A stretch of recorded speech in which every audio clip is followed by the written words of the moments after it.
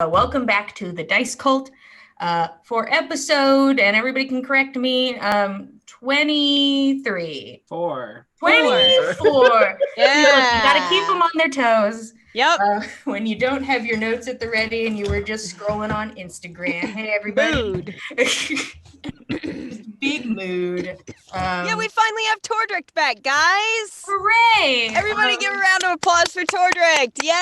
It's so exciting to have the whole team back together and getting to, just live their lives. And if we're going to suffer, we suffer together.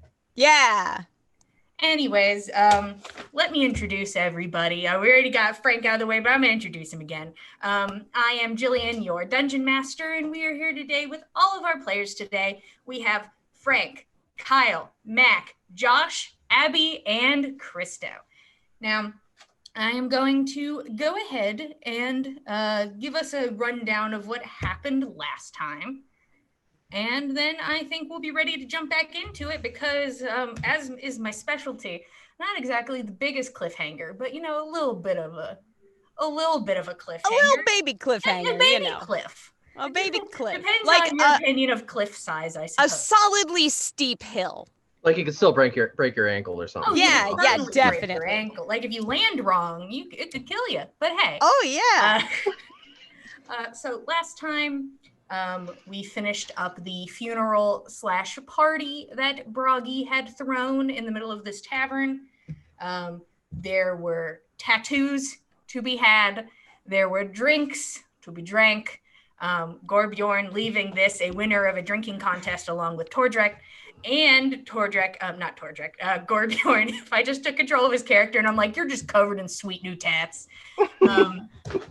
Gorbjorn, with his new wolf tattoo that he got while intoxicated. Ooh. Saga's making an appointment saying, I'll see you later. I also want a tattoo at some point.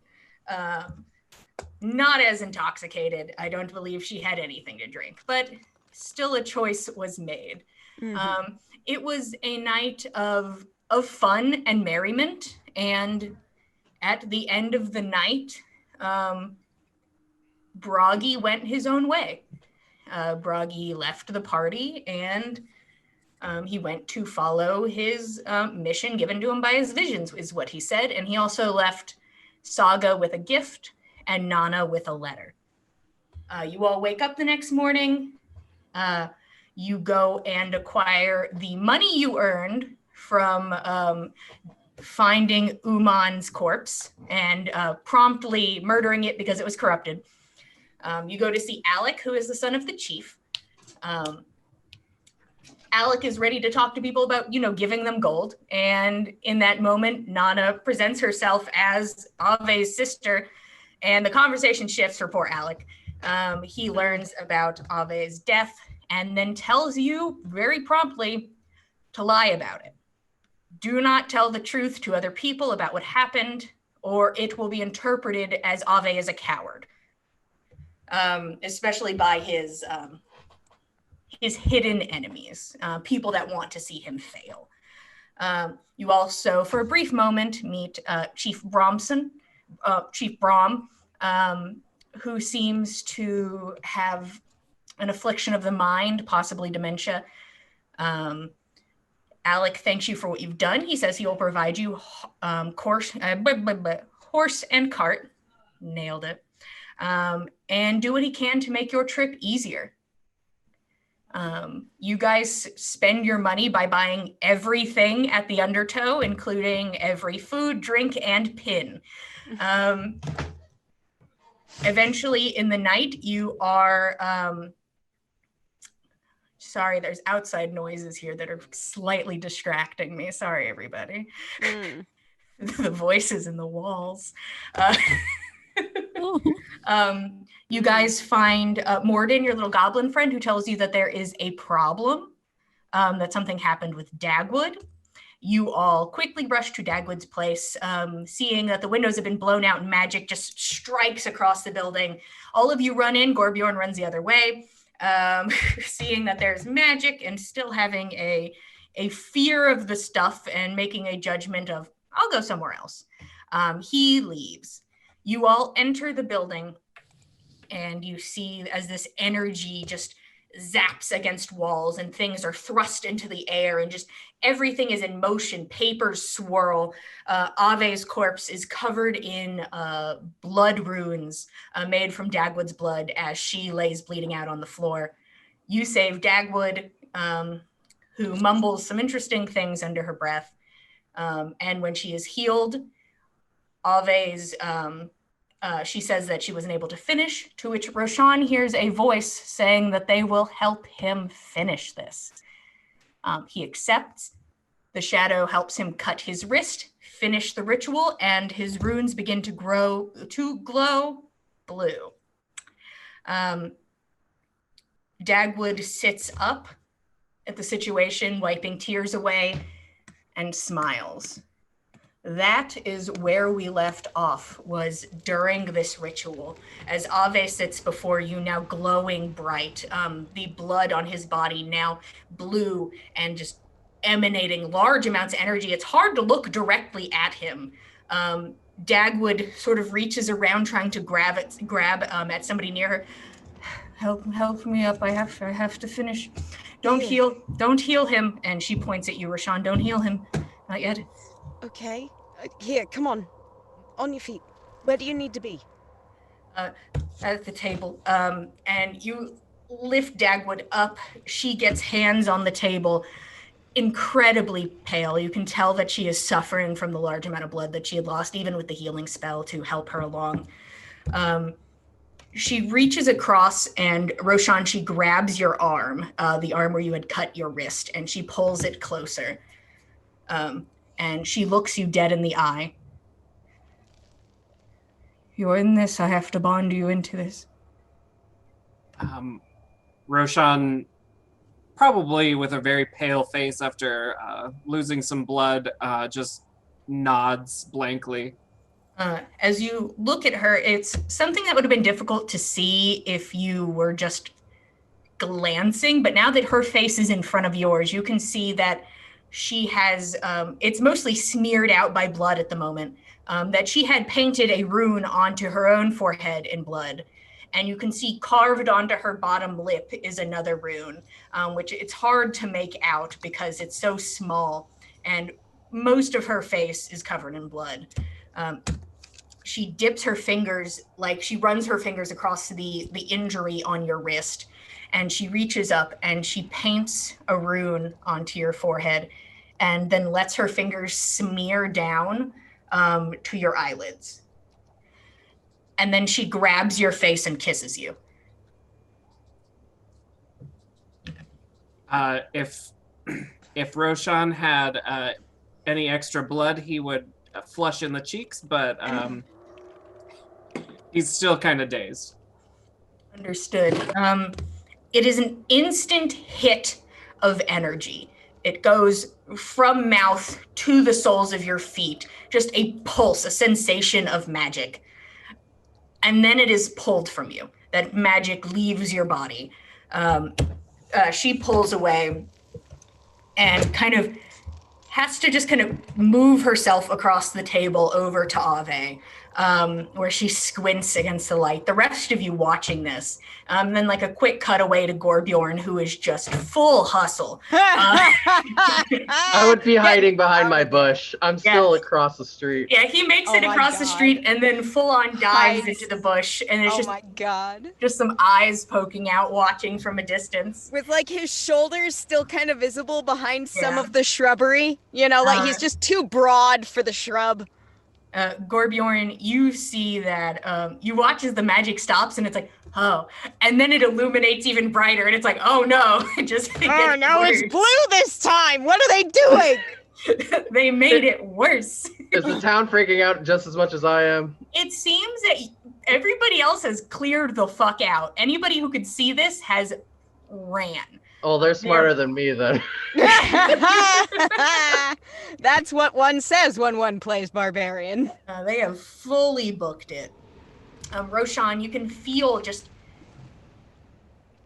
not like a burn, but like the warmth of a fire still on the back of your hand where the shadow held yours. And it's still a prominent sensation. And you watch as Dagwood drags herself across the table, like arms smeared with blood. Nana's trying to like terrible. help her along. Yeah, trying to help support some of her weight, but she pulls up to Ave's face and she mumbles something under her breath and kisses him. Any chance I might be able to catch it if I was there at the table? You are welcome to roll Arcana. Roshan, I'd like you to roll Arcana as well. I'm giving you advantage. This whole time, Saga's kind of been like fluttering like closer and then further away and then closer again. Like she ripped more off of her already ripped up dress and was trying to wrap it around Roshan, but then they said not to heal him, and so now she just kind of has it and she keeps, oh, is it okay? Oh no, all right. Oh, sweet thing. I got a 24. Jeez, I got a 7. Yeah. Nana, you can't even guess origin of speech. It means almost nothing to you. Roshan, you at first think the same thing, but then it's just like almost like a wave in your mind where it pulls back and you don't know, and then it crashes down. You know that this phrase means to honor you. And she kisses Ave, and the light just blows out basically the room. The room is engulfed in blinding light and then is pulled back in just as quickly as it came. And when you can get eyes back on Ave, you can watch as the blood runes slowly sink into the skin and disappear from view. Dagwood kind of mostly supporting herself on table. I think we did it. I need to sit down. Here. Take a moment. Nana will reach for like a stool or something close by and kind of like nudge it under her so that she can just kind of like sit back and be there. Yeah, Dagwood reaches out. She grabs the fabric that was barely holding onto the table and kind of roughly pulls it back over Ave and then just slumps fully into the chair. Okay, you can fix him. Okay, Saga runs up and starts wrapping the wound. Ben's gonna kind of sidle up next to Roshan and lay a hand on his forearm and cast Cure Wounds on that. What have we done? What is this? Oh, that was much more effective than... Oh. No, he'll need that as well. This is not a powerful healing spell. This is just something to stop the bleeding. Okay. You watch as like Dagwood kind of her eyes keep focusing and unfocusing as she just kind of sits there, head slumped a bit. Do you need a drink of water or something? Yes, please. For Dagwood, yes. Both of us. Either of you, both of you. Morden nods. I'll get something. And you watch as Morden shuffles away quickly. Roshan, I don't know if you needed healing, but you get 9 hit points back. Sweet, thanks. Yeah, you probably took a couple hit points of dabblage. If you would let that go on longer, it would have continued to probably seep some damage out. Dag was just kind of sitting there. She's like picked up a cloth and is trying to like clean her hands. It's not the most efficient method as she just tries to Nana, is there like any kind of like wash basin somewhere around the room? Something I would think that a ritual like this would call for some kind of like a pitcher of water and some wash, like just a bowl of some kind. Yeah, you can see that there is one, and it is as red as the floor. Oh, cool. Okay, well, I guess we're just gonna need to rinse that out, aren't we? Morden eventually comes back with some water, a small pitcher, and his shaky little hands just like filling little cups. Aw. Uh, Morden, I'm very cross with you. I don't know if this will work. I expected to die tonight. So I can only hope that we were effective. She takes a sip of her drink. I should certainly hope it would be, without needing to ask the toll of another life. Is the spell that taxing?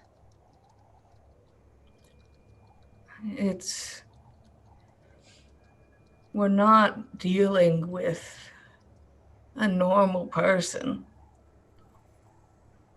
There's a god in there. And we have to make sure everything can pass on properly. What on earth did we just witness?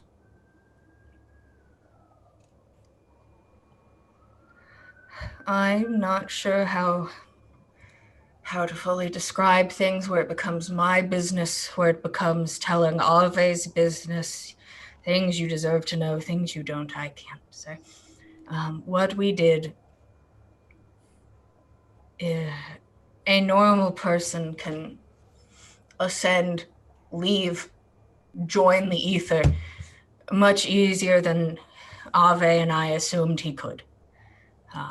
It seems god bones turned to rot and cancer here. We didn't want that to happen to his magic. We feared what it would do. This is as if we've built a stairway to help him get where he's going. It is funeral rites, and it is a way to protect. Hopefully a way to protect. Now I have to get DoorDash to get groceries. And she takes a sip of her water. Damn.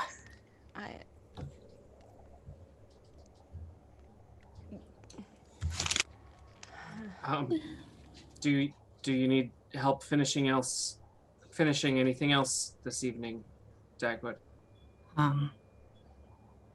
Well, as you can see, now that just basically the room is a nightmare. It looks like a tornado came through here. A bloody tornado. You can see she kind of motions to the corner, and you can see that there is a long rectangular wooden box, and like held down with like a rock on top of it is a note and what you believe to be the completed version of the ring, which now just appears to be like a disc, a plate. I had set everything up, and then you would have come in the morning and gotten it.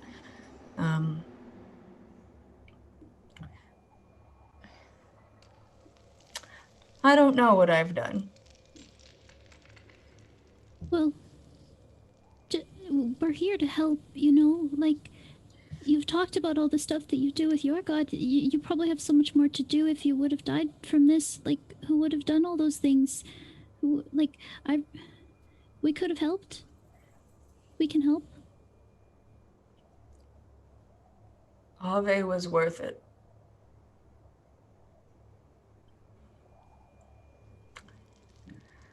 I just hope I've done enough. I think I can say with authority that he would say you have, and more than. He's very critical when he thinks you're good at things. And she takes another sip. I remember. Did your green friend die? It just seemed like everyone showed up. If he's dead, I'm sorry. No, I doubt it. He, magic spooks him something awful anymore. He's probably hiding either across the street or back at the Undertow. Maybe I'll go look for him then. It's all right. I wouldn't want to spook him with any magic. And she looks at her floor, which is saturated in blood. Terrible. You're going to need a good mopping in here. We can at least help. Morden, magic. And she just kind of like lays her head back, ooh, magic. And Morden, who just looks like he's had the roughest night. Oh, baby. Okay. Someone should get her some orange slices. Need to get her electrolytes back up. Yeah. You watch as Morden starts slowly trying to prestidigitate the ground, slowly starting to clean it up. It also started to drip downstairs. She just kind of sighs, oh, my things. Oh, no. I really don't know what's down there anymore. We'll take down some bowls or buckets and at least catch the majority of it before it can spoil your articles and whatnot. That is very kind of you. You're welcome to take these things in the morning. She points back over at the corner where the large rectangular box is. I'm not sure how you were going to transport. I actually had this made a while ago. But this is a way you can, if you're able to put him on something where you don't have to, I guess, bind him and hide him as much. That coffin, to an extent, will do. It's not very, striking. And you can say that it's carrying sticks. I don't know. What do you put in rectangles? You just kind of slumping. It will be better for us to keep him undercover and out of sight, at least until we can reach Galunda. It will be safer for all of us and him. All right, well, you're welcome to the box or whatever you may need. As my note said prior, you may pick these things up in the morning. But I'm going to give her some of his rations. Just kind of silently sitting there eating some dried fruit. Some orange slices. Just chewing on just a piece of dried fruit. Thank you very much. Nana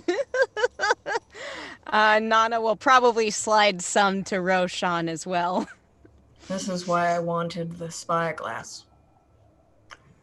I wanted a chance to see, if he was out there, Jormungandr. I just wanted to see if he was there before I went. Were you able to see him?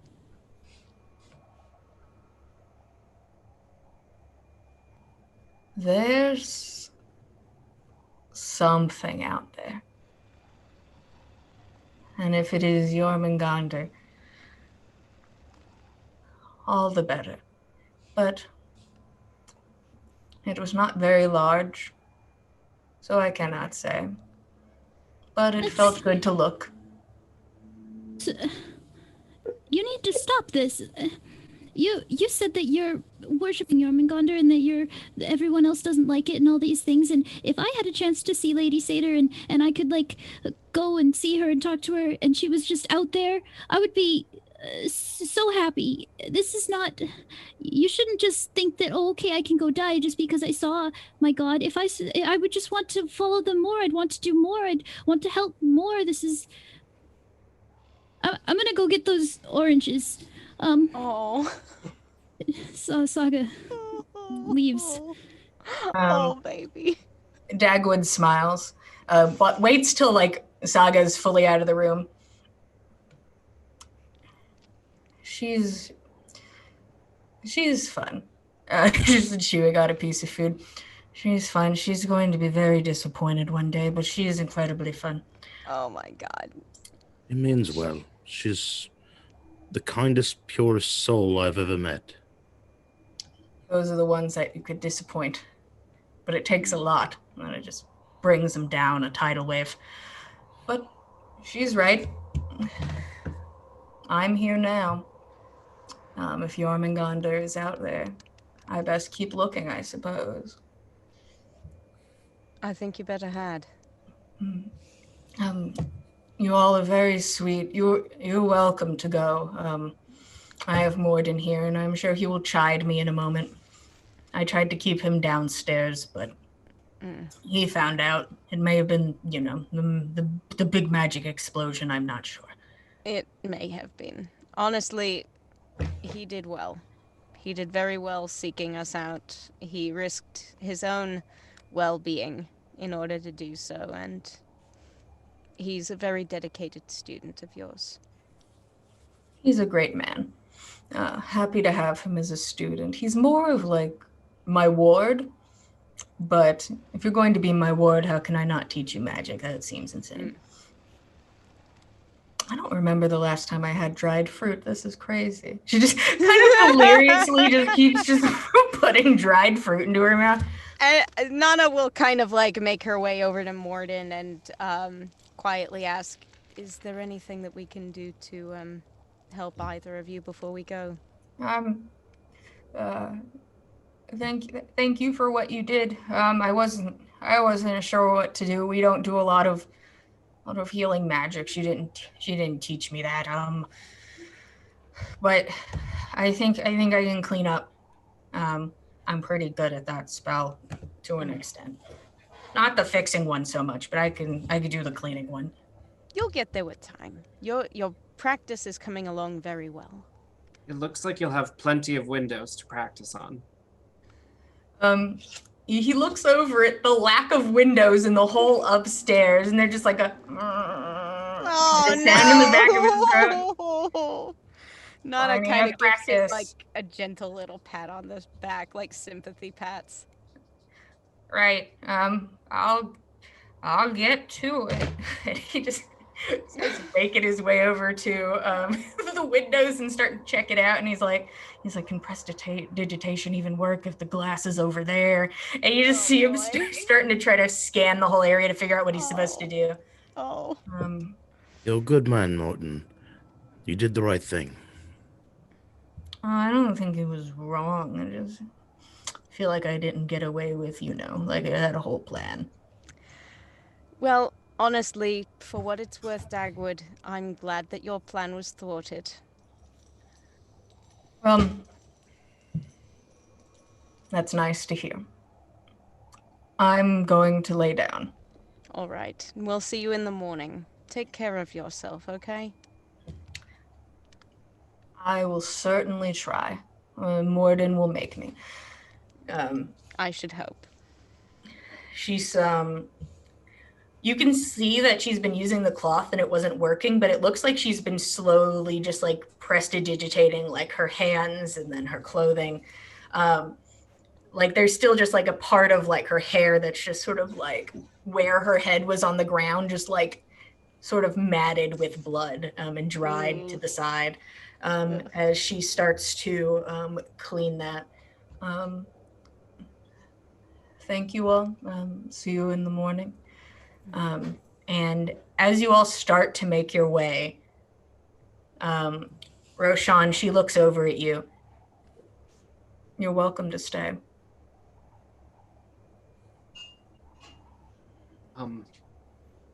I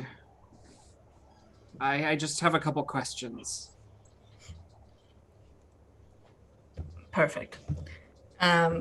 While this is going on, Nana's like rummaging around for bowls and buckets and like looking for drips of blood coming in from the ceiling from upstairs and like trying to like angle it so it catches. Has a piece of fabric on the spear and is just like sticking it up into gaps. Like, there we go. Yes! Yes! Roshan, you are welcome to stay. As long as you like. And she goes and kind of just sort of just flops down on the bed and just sort of lays there. Ask away.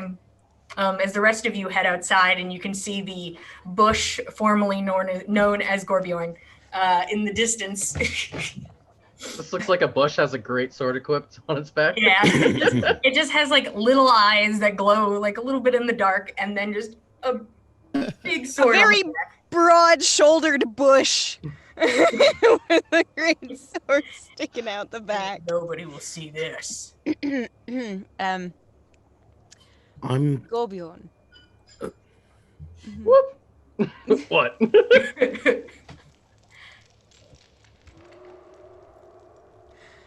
Why? The bush again? You didn't need me. I was being a lookout. Hmm. Yes. Naturally. I You scared did away a wonderful job. everyone. You can I see bet that you did. nobody is here, that this area looks like it was cleared out. I mean, I have no grounds on which to disagree with you. Clearly. All right.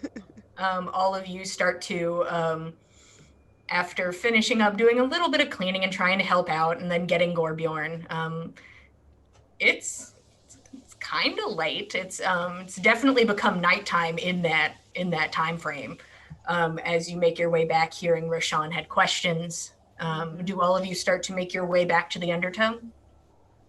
Is she going to be all right here? Her and Morden.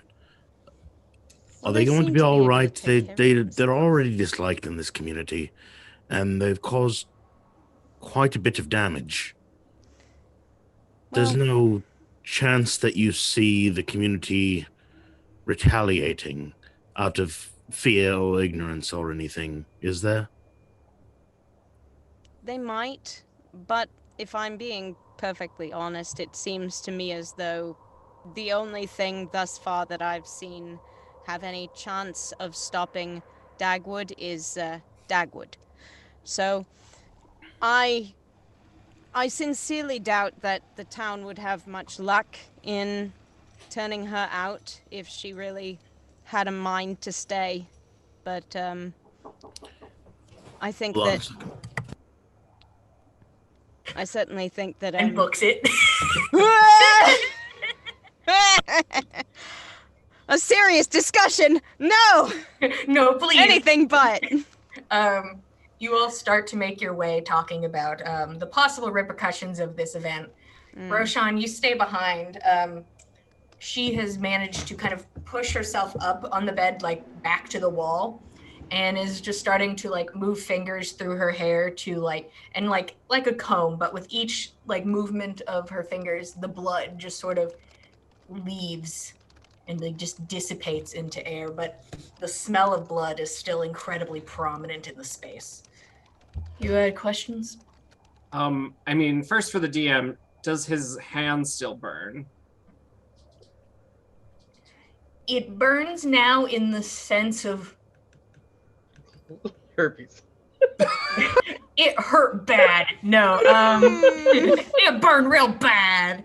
Kind of like when you burnt your hand like on the stove, and then it's the next day, and then it's just almost the idea of it, the memory of it, but it is still prominent, at least in your mind. So it feels as if it is still there burning.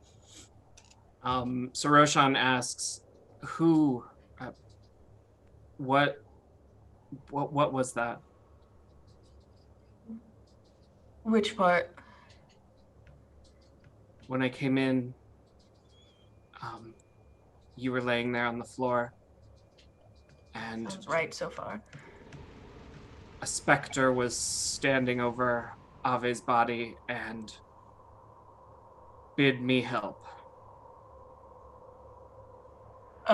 It's watching her go from incredibly tired and slightly uninterested to awake incredibly interested.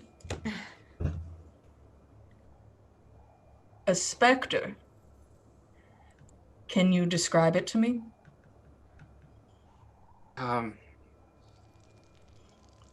I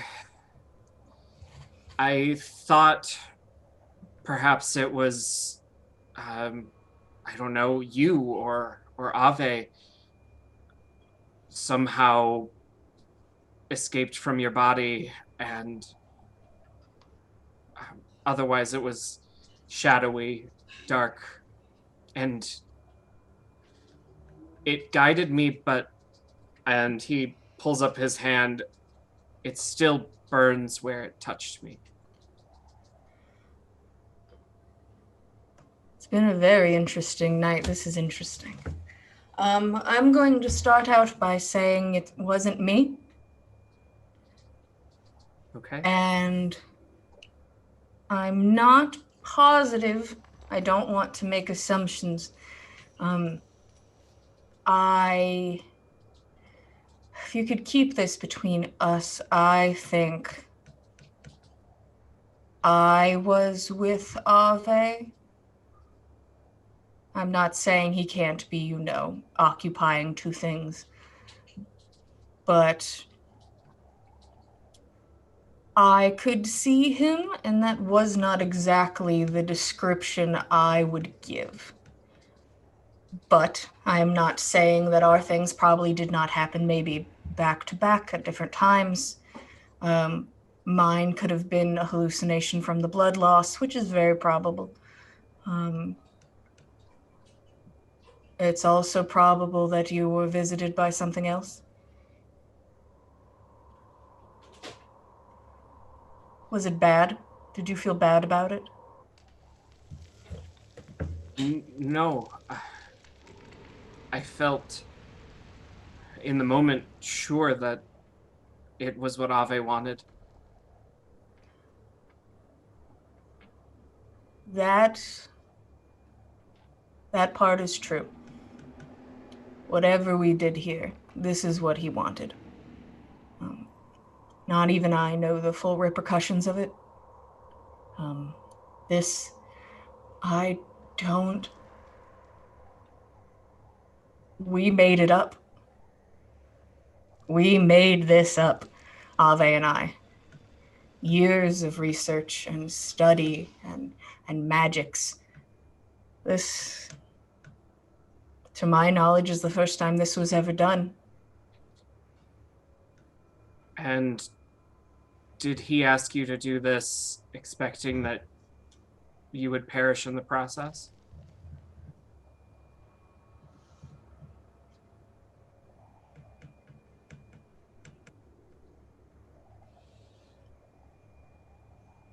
Yes.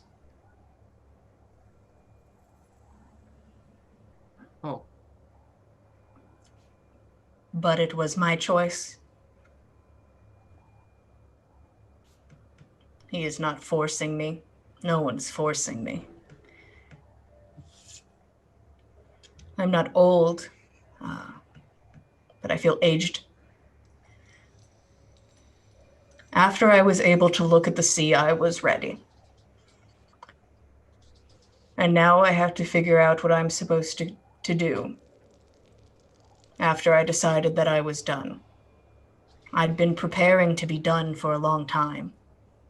And now I have to decide what's next, and the simple things. Breakfast. Teach Morden.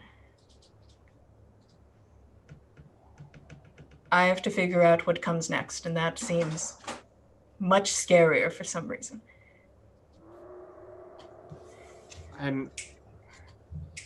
Dagwood, I don't know you well enough, but just don't do something stupid like that. She smiles at you. I'll tell you this. You're going to find someone that makes you incredibly stupid. Ave,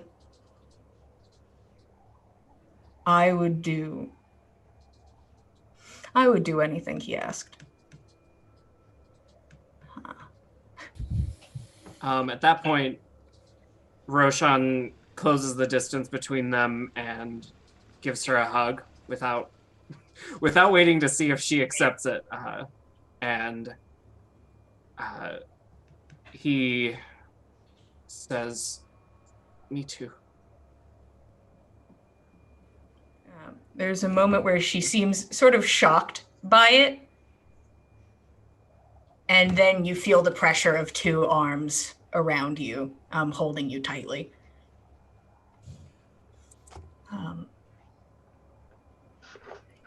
You are welcome to stay if you'd like to. Well, I know you'd probably like to get some sleep, but I've got far too much adrenaline running through my head, and I don't think I could sleep if I wanted to. So perhaps you could tell me stories of Ave? Those are probably my best stories. So, of course. And she lets you go. And Roshan pulls up a chair, probably pulls a notebook out of his backpack, and hopes to take notes. All right. You stay and speak with Dagwood for the night. I will later give you some stories that you could work with that she tells you about. Okay. There is a part in the night where she eventually just falls asleep. Just is like just is talking and then is out. Are you Probably on a staying, cliffhanger. or are you going to head back? Follow-up question. Does Roshan remember where she kept her drugs? Wow. The thing is, Roshan! We're not there. yeah. So the way it happened, I believe, you could correct me if I'm wrong, is you went upstairs and she asked Morden to go get something and then went downstairs. So Morden went downstairs to grab something and came back up with something. All you know is that it is downstairs. Well, then I think Roshan would probably ask for just a couple pinches of that in some warm water. Oh, it's none of them seem interested in denying you, no matter who you ask. You are given a dose, and are you staying here? Yeah. Okay.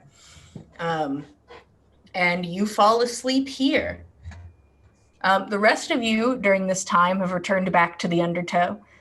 Is there anything you guys wanted to do before you go to sleep? When you get back, you see that there's a lot more people here now, and that most of the pins are still sitting at the table that you left them at, and are just kind of casually chatting over food and drink that was still on the table. Probably the best way that could have worked out, I think. Yeah, wouldn't somebody want had to use it. They just watched you all like run away. Is there anything you wanted to do before sleeping?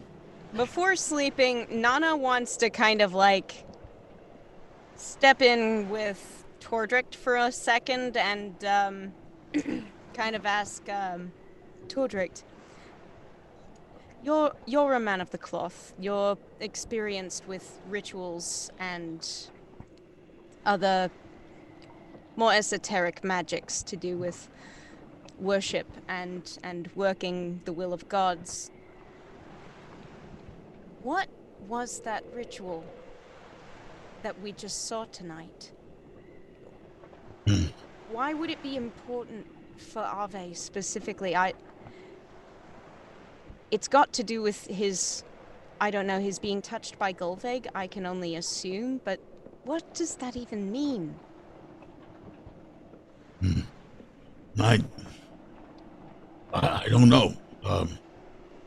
To be as honest with you as I can, I as soon as I stepped in, I began praying, and I just kind of kept my eyes about this much open. I just kept praying that everything would be all right.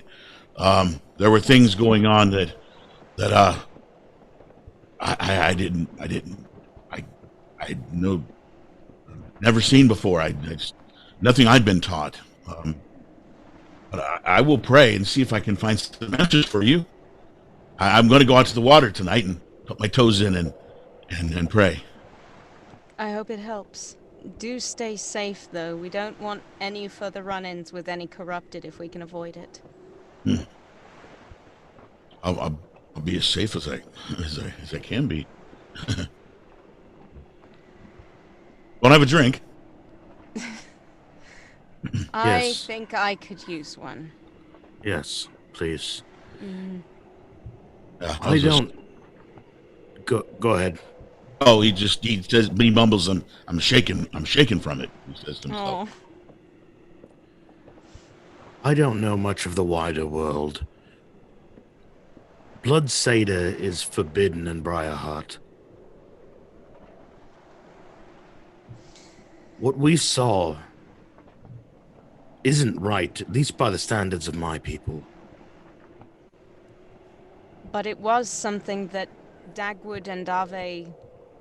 Oh, I wouldn't have heard that. That was the bit with Roshan, wasn't it? I believe it was Roshan. Oh, okay. Yeah, they just I heard wouldn't that. know We that. made it up. Yeah. I mean, like, it was something that Ave wanted Dagwood to do. It was part of their understood agreement. And she clearly wants the best for Ave. And I did we... cannot... Sorry, go ahead. I simply can't believe that she's working under some kind of ulterior motive, not after all we've seen. I'm not saying that her motives are anything other than righteous, but the methods, there's a reason that Blood Seder is forbidden. It's hard to control. It's got a cost. It's dangerous. I mean, that much seems clear just from what went very nearly wrong tonight. That might be the kind of power that's needed, though, to make sure that the power of a god can be cleansed enough so that things are safe. I think I need to pray about this. Ask questions. Well, continue trusting Ave, and if this is what Ave wanted. But, question for the DM. Just clarification. Did we all hear that Dagwood didn't expect to survive that?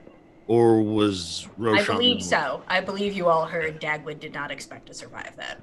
Yeah, because she talked about DoorDash and that she's like, no, now I have to buy groceries. I told him I didn't need groceries. Oh no, that was why he was looking for work. Oh no! It's the little things. It's the little things you pepper in. So Ave brought us all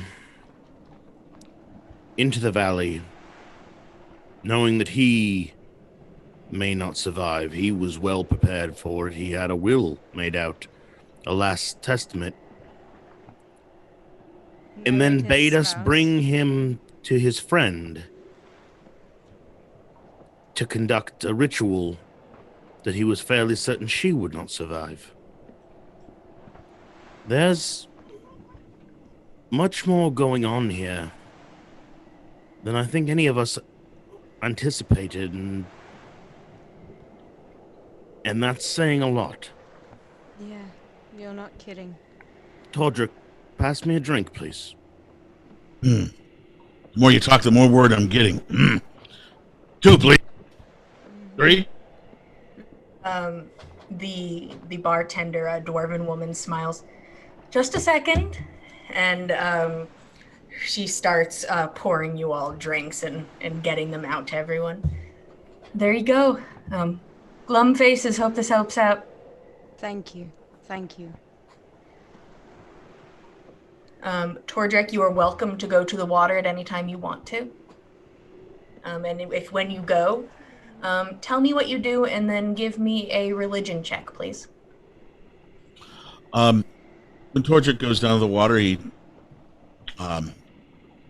frees his feet from any his boots and those old mangly socks that he has. He should have brought 2 pair. And he just sits back into the sand and puts his little toesies in and moves them around a little bit and just thinks about the 9 sisters and thinks about their touch and the strength that they've given him when he had none, and when he feels clear thought and there's nothing in his senses are just completely open to everything. He just begins to ask the questions of of whether these sights that he's seen this evening, this ritual on this pure, amazing person that we were traveling with, if they were done for the right reasons. Okay. Go ahead and roll religion for me, and I'm going to give you advantage because you're literally at the water's edge, so you can have advantage on your roll.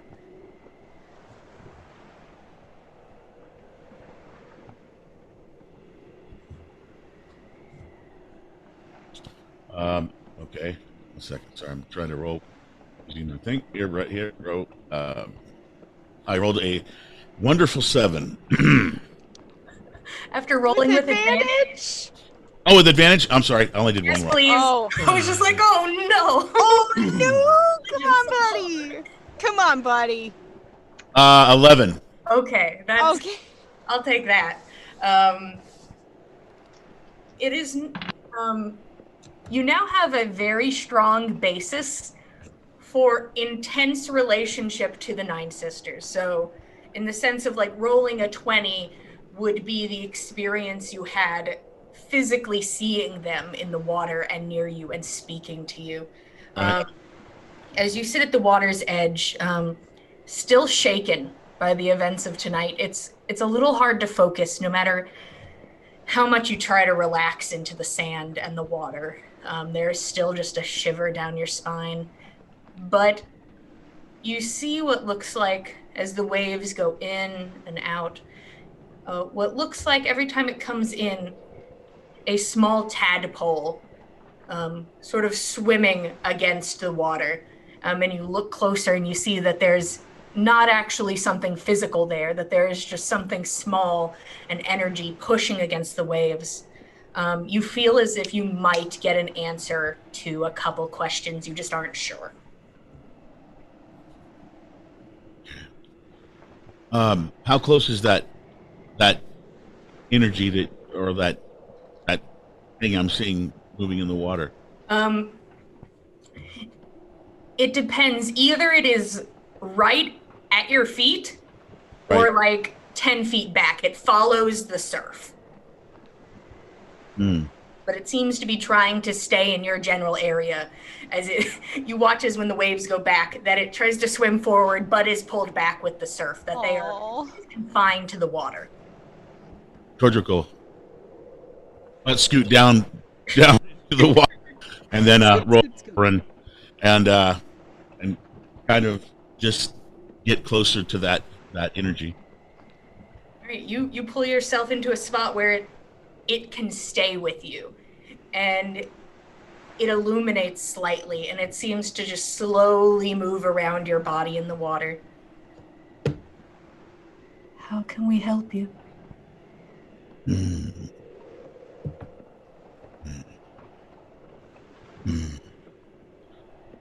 Well, he's overwhelmed. He's got to hold back just for a second. I have a question that's very important for my friends and I. We've been traveling with one who was touched by the gods, or said he was, the legends. And he died.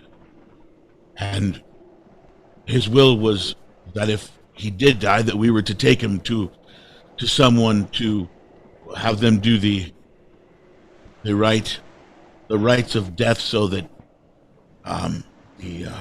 all the curses on this land didn't corrupt him and his body. And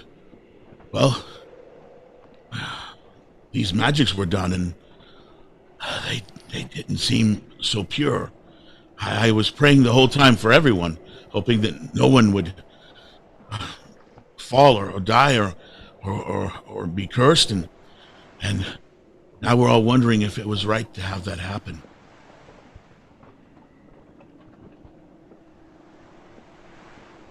You watch as the movement in the water slowly circles you, and a soft hum fills your ears. Was it the right thing?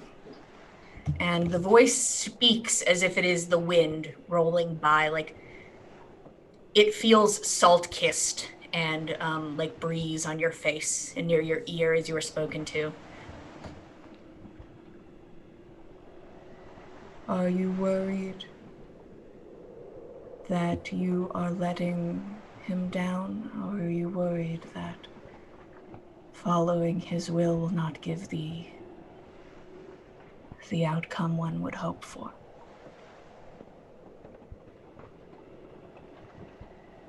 The outcome that he wanted, I think. The outcome he wanted to have happen.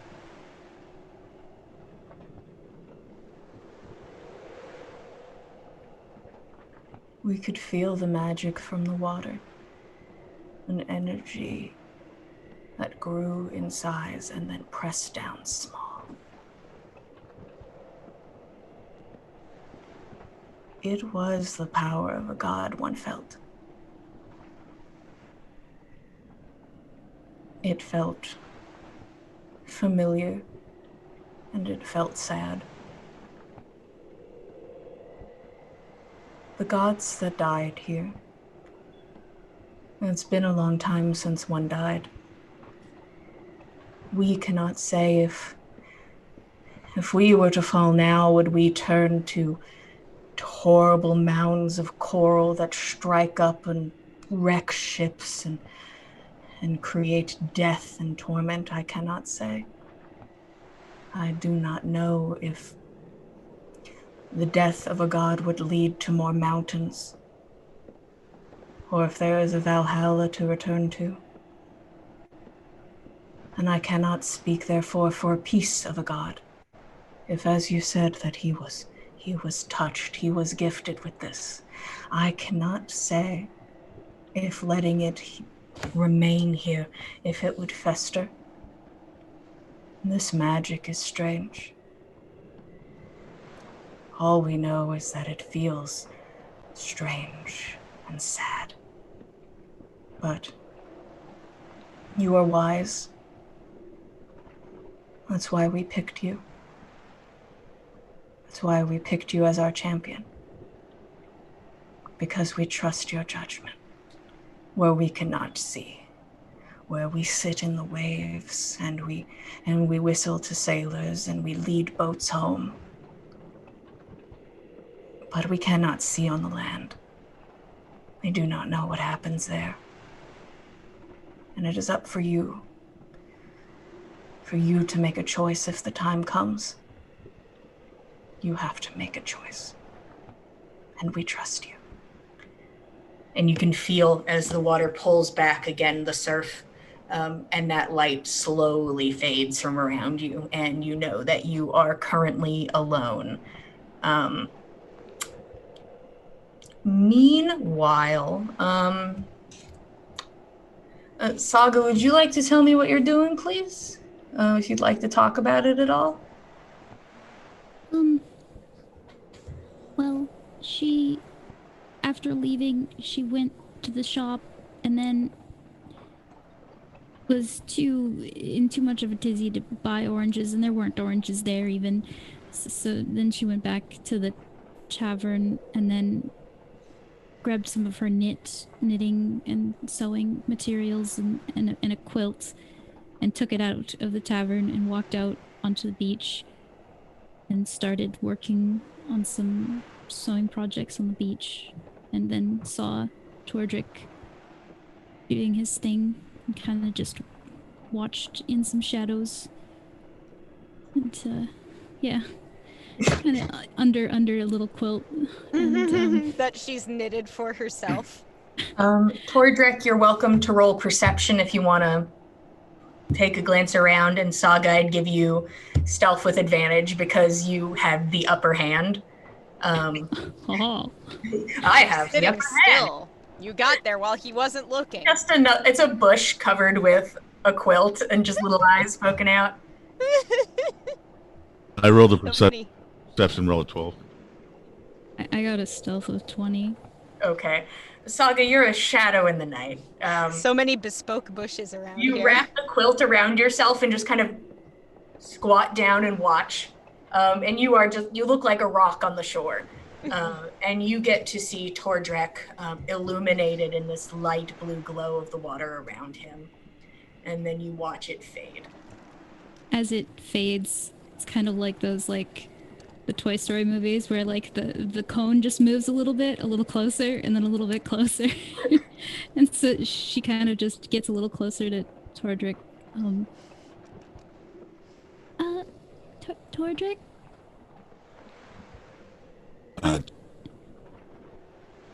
Hearing that voice, Tordrick wonders if one of the 9 sisters has went to land, and kind of crawls up and gets up from the wet sand and turns around. Are you behind that rock? Oh, I am the rock. The rock is me! He takes a deep breath and walks over and sits with this awesome hammer that he has that has these pieces of shark tooth sticking out of it. What a strange evening. Yes? Yeah, it really has been. Are you okay? Were you able to speak with your gods? Am I okay? I'm doing wonderful. Oh, once it wears off, the feeling I have, I'm sure I'll be scared shitless. But right now, I feel great. Oh, that's wonderful. It's so interesting how you're able to speak with them so easily, and how you saw her that one day. It's just amazing. You must be a very powerful cleric. I'm just a simple dwarf. But Oh, that can't be true. yeah. I think I got some answers. I may not be the smartest one to figure out, what they mean, but I spoke to the goddesses. The 9 sisters spoke to me just now, and hopefully we can make a decision on all that's been going on here. Yeah, it's a lot. I do a lot of stuff with things for my god, and I've never had anything like this. Just a lot. Have you ever been sent on a mission by your gods? I think that kind of started to happen tonight. I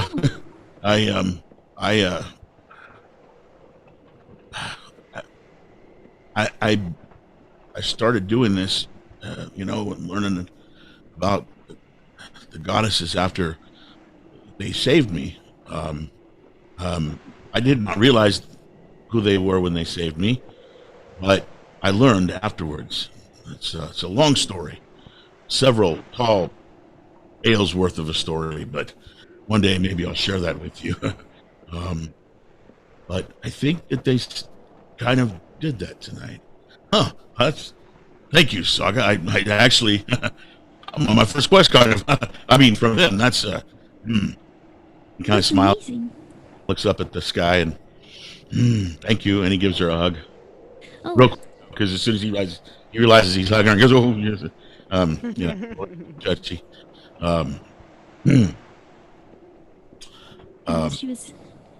She looked like she was just about to give him a hug as well. She's so excited. I'm very, very happy for you. It's a very exciting thing. I'm sure if they picked you to do this and to give you this power, I'm sure you're the right person for the job. Um, yeah. I mean, if you ever want to talk about, gods and stuff, I'd like to. I mean, I don't really talk to that many people about it. Well, I do, but like mostly just me talking about mine. But if you want to tell me about yours or something sometime. I'd like to talk with you about anything, gods and other stuff too. It's one thing I learned. Everyone comes to you about questions with, that have to do with the gods and such. And I really know mostly about the Nine Sisters, but I like to talk about the other stuff too. Yeah. I guess I could talk about other things as well.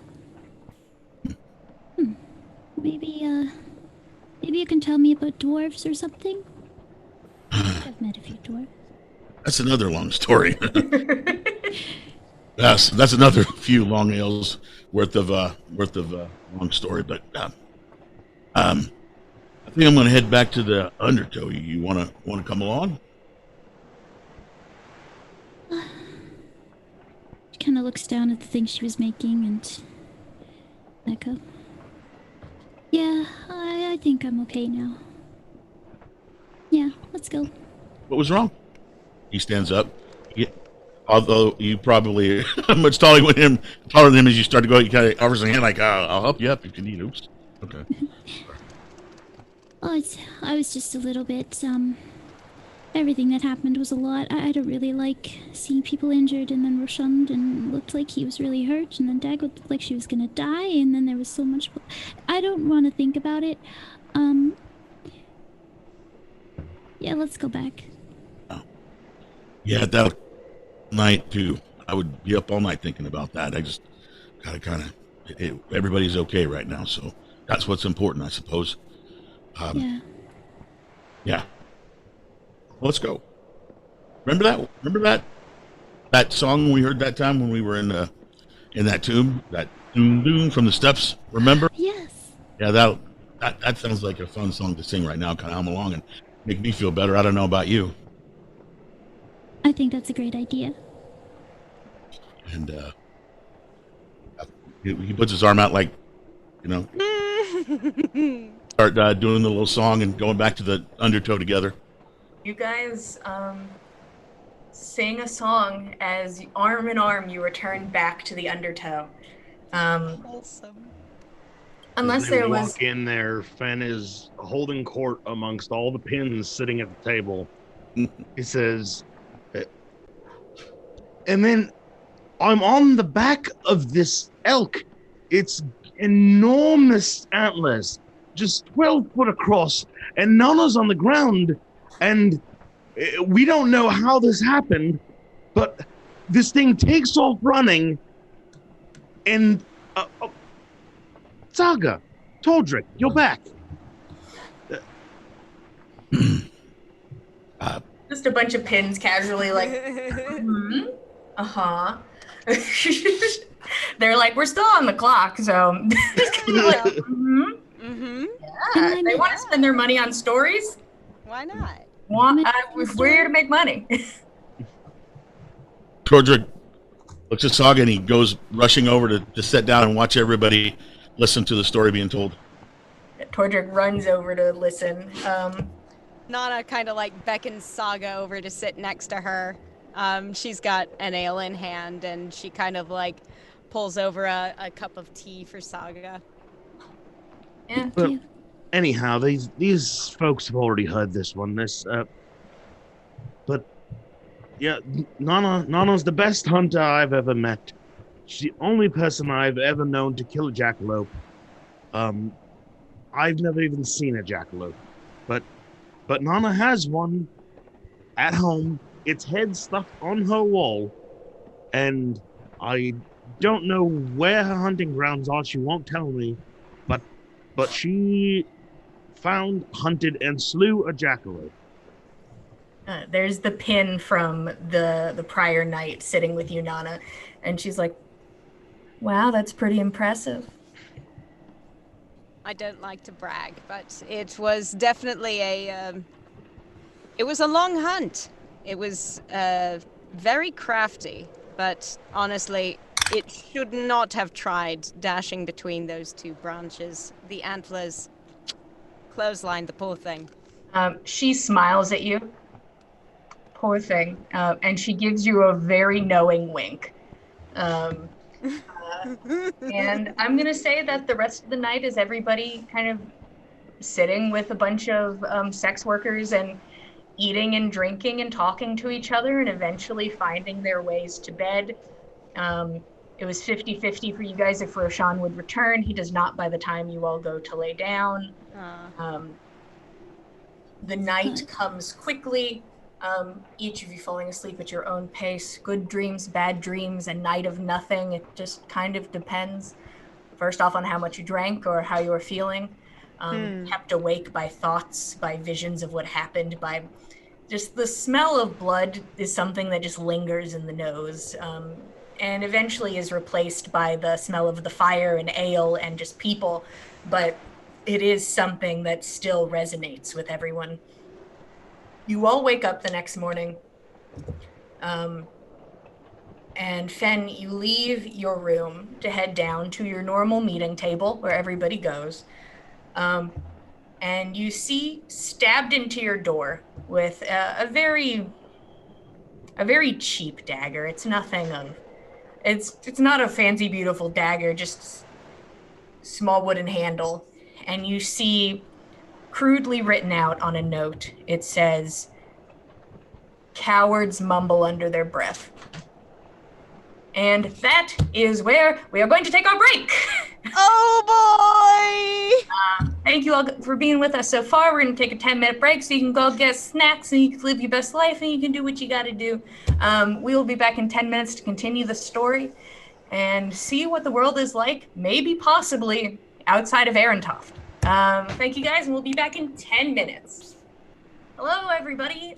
Welcome back to On the Backs of Gods. We just finished up our break after the team, mostly Roshan in this aspect, assisted in the finishing of a ritual. Knowing that Dagwood had completed what she needed to do, not exactly how she expected to do it, but we finished. And that you are welcome to take Ave and the Ring of Odin tomorrow, and you are welcome to go.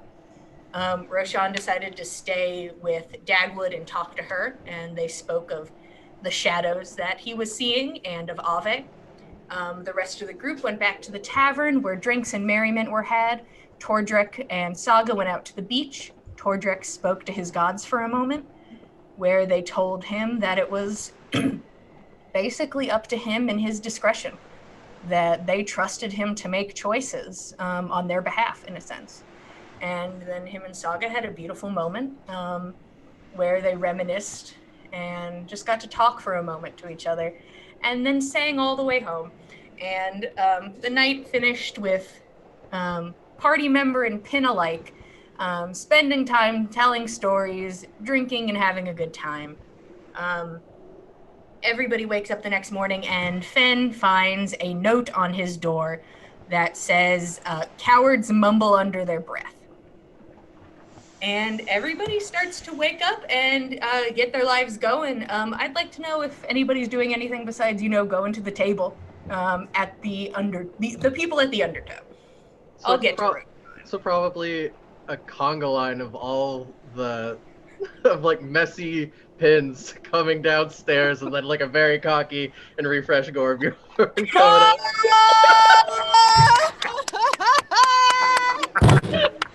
I'm here for it. Ready for something? I'm sorry, what? I'm here for it. I'm here for it. I feel like Nana's just kind of coming down at her own pace, alongside the nice redheaded pin from the other night. Like, not looking nearly as hair blown back. The pins that walks past you. Yeah, I mean, like full arms. Gorbjorn's I had a rage once or like twice. a full halogen. But not as having like a nice time. You know when you think a character has big virgin energy and then everything changes? Got those pack tactics.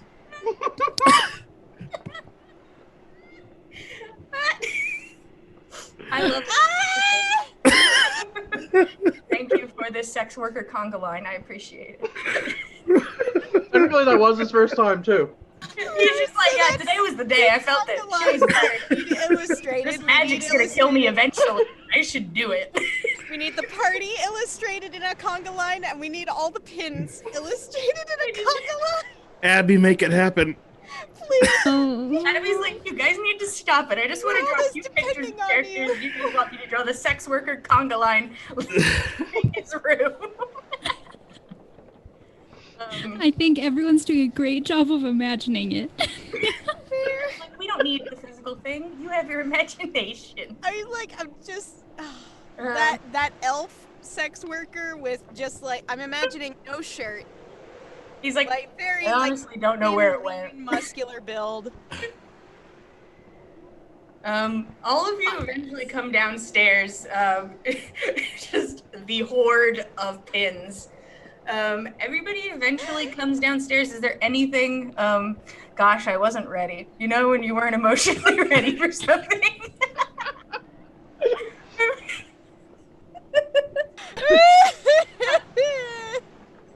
Sorry, guys. I have to end the game. The best thing happened, and I can't do it anymore.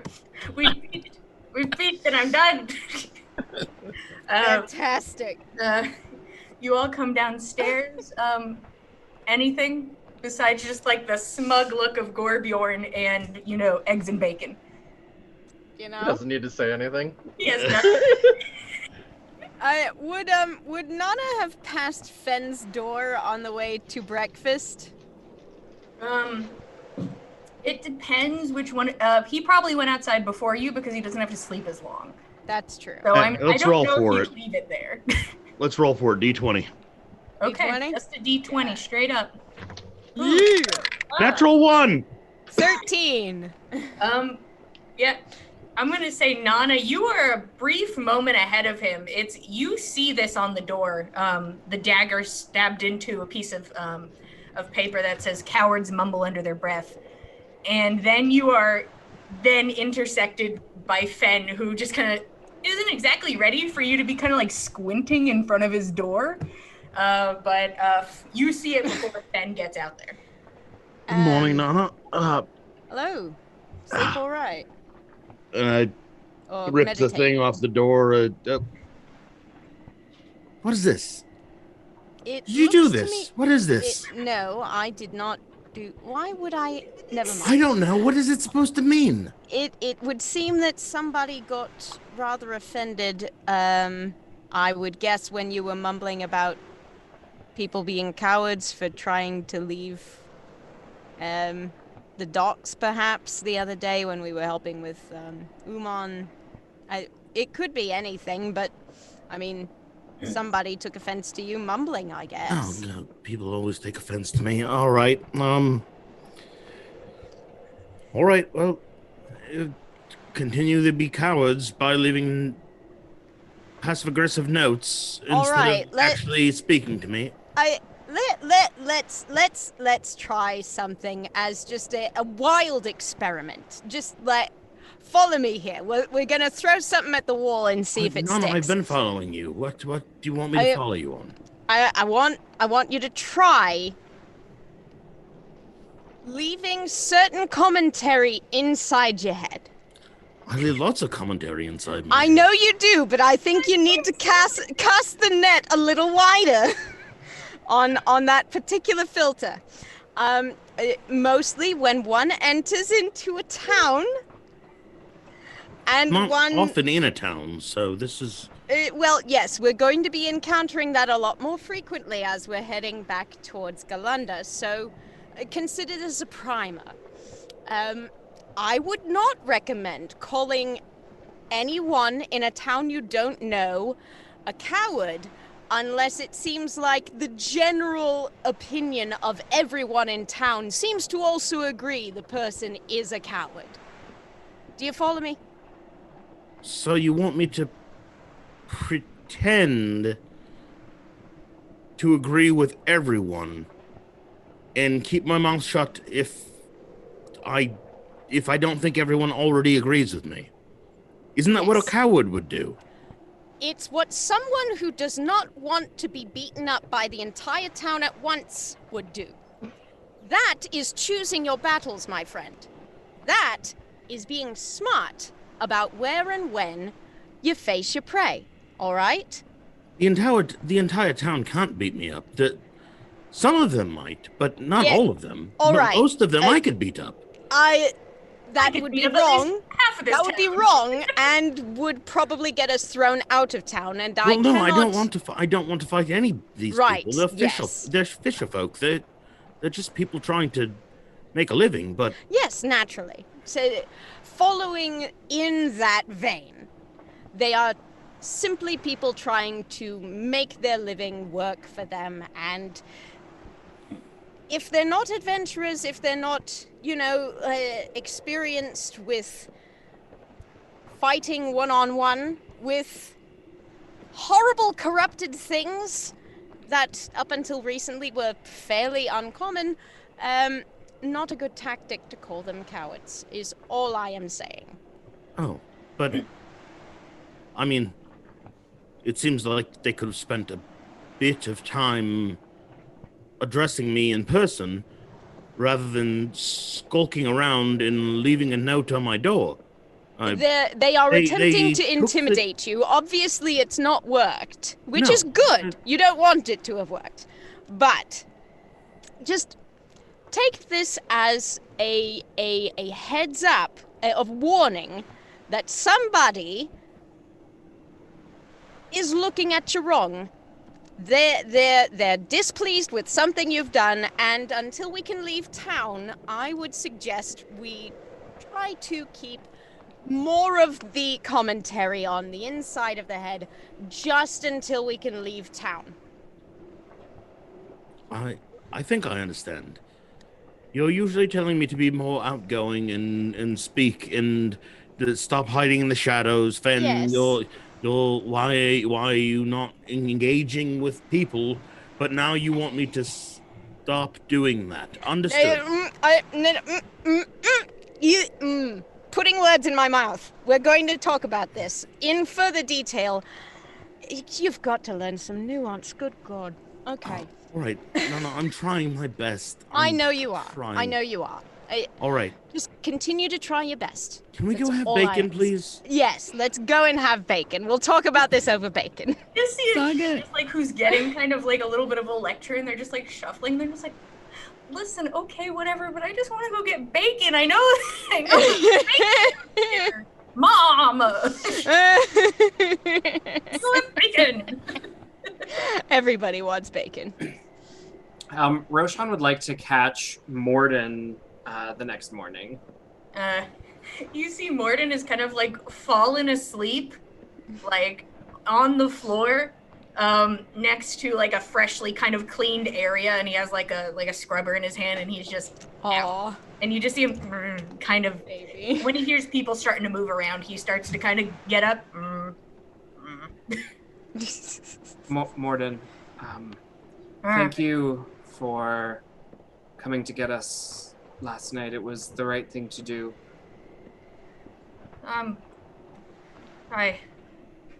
I agree.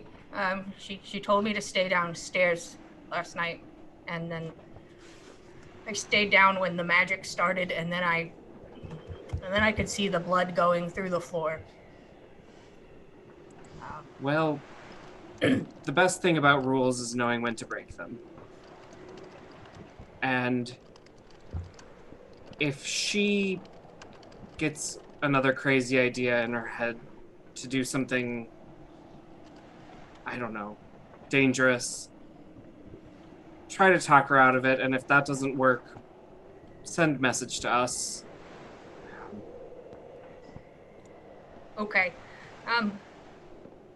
I'll do that. And you see, kind of coming up the stairs, like looks hungover, but it's just the incredible blood loss. Is Dagwood holding like probably a tea or coffee of sorts, and just takes like a sip from it. Are you mumbling about me? Yes, I told Morden that should you get any crazy ideas, like what you were doing last night, that he should continue to try and stop you and let us know. I can't disagree. I can't say I'm the best with judgment calls. And she takes another sip, and she's moving pretty slowly, kind of sluggishly making her way about, and she goes over to you. I'm assuming your friends are probably up. You're welcome to join them, or you can wait for them to come here. But I'm going to tell you something, and I need you to, now that I'm more aware, I need you to swear something to me. You saw the amounts that I am willing to go through. And as you and Morden have spoken of, I will tell you I'm willing to do it again. If you do not follow through with this ritual, I will find a way to do it. I am asking you to swear to me that you will finish this. Would it matter that I've already sworn to Ave that I would do just that? She thinks about it a moment. She takes a sip. Oh, then you're already in. And she smiles. You're also tied in by blood, but that's another thing. Don't worry about it. You'll be fine. She takes another sip of the drink. Lovely. I have to collect my things with my friends, but I'm sure we'll be back soon. Of course. Was happy for the company. See you all later. And she sort of shuffles her way away, and she's like, Morden, look at the window. And you just see that the window is, it looks like, kind of like a puzzle. You can see that, like, it is not fully, like, fixed together. It looks shattered, but in place. Morden, you have to fix the window all the way. And you just hear, ah! It's Morden makes his way over to try and start fixing the window. And you make your way out. Already starting to feel that tense sensation in the back of your neck as you make your way back to the undertow. Anybody else doing anything at the undertow besides, morning? Besides the morning affair? Stuffing my face with food. Gorbjorn's day. Towards Nana about what the goddesses told him. Nana, Yes. talk to you for a minute over here. Sure, of course. I don't want to disturb anybody's breakfast. Certainly. I walked out. Let's take a walk. That sounds good. All right. Walks towards the door and opens the door for you. We'll be back shortly. Gorbjorn's got to replenish his caloric intake. Worked a lot last night. So, after a few steps, after I put my toes in the water last night, I got to speak to those who I worship, those who I follow, and I pray to every night. The 9 sisters. Yes. Well, their answers, I asked the questions, and they actually came to me. I felt them again. The presence. They said some very kind words about me. And they told me that, well, they didn't really know if there needed to be any sort of magics casted or rituals or anything that needed to be done for a dying gods or someone who's been touched after their death. They didn't know whether or not that was needed, but that they did feel like a power rise and get stronger, and then it was the word, let's see, compressed, I think, or it got smaller, it got weaker. Press down? it went from being powerful to very much less powerful. But at least that's how it sounded to me. And the word that I can't help but remember about the discussion was the word sad. There was a sad feeling. To the magic. They just felt from where they were in the water that there was a feeling of sadness, that it was sad. Well, I mean, I suppose Dagwood intended to die, completing that ritual. I can only imagine what she must have been feeling. Yes. Well, that's what they told me. And I will continue praying and sharing with you what they tell me. Thank you. But they did say that there's going to come a time where we're going to have to make a decision. And because they can't make the decisions for us. We have to make them ourselves. It might be They tough. say pertaining to what? They didn't say that part. I think that's a quest. I think they put us on a quest of some sort. Well, it certainly seems like it. Tordrict, is it...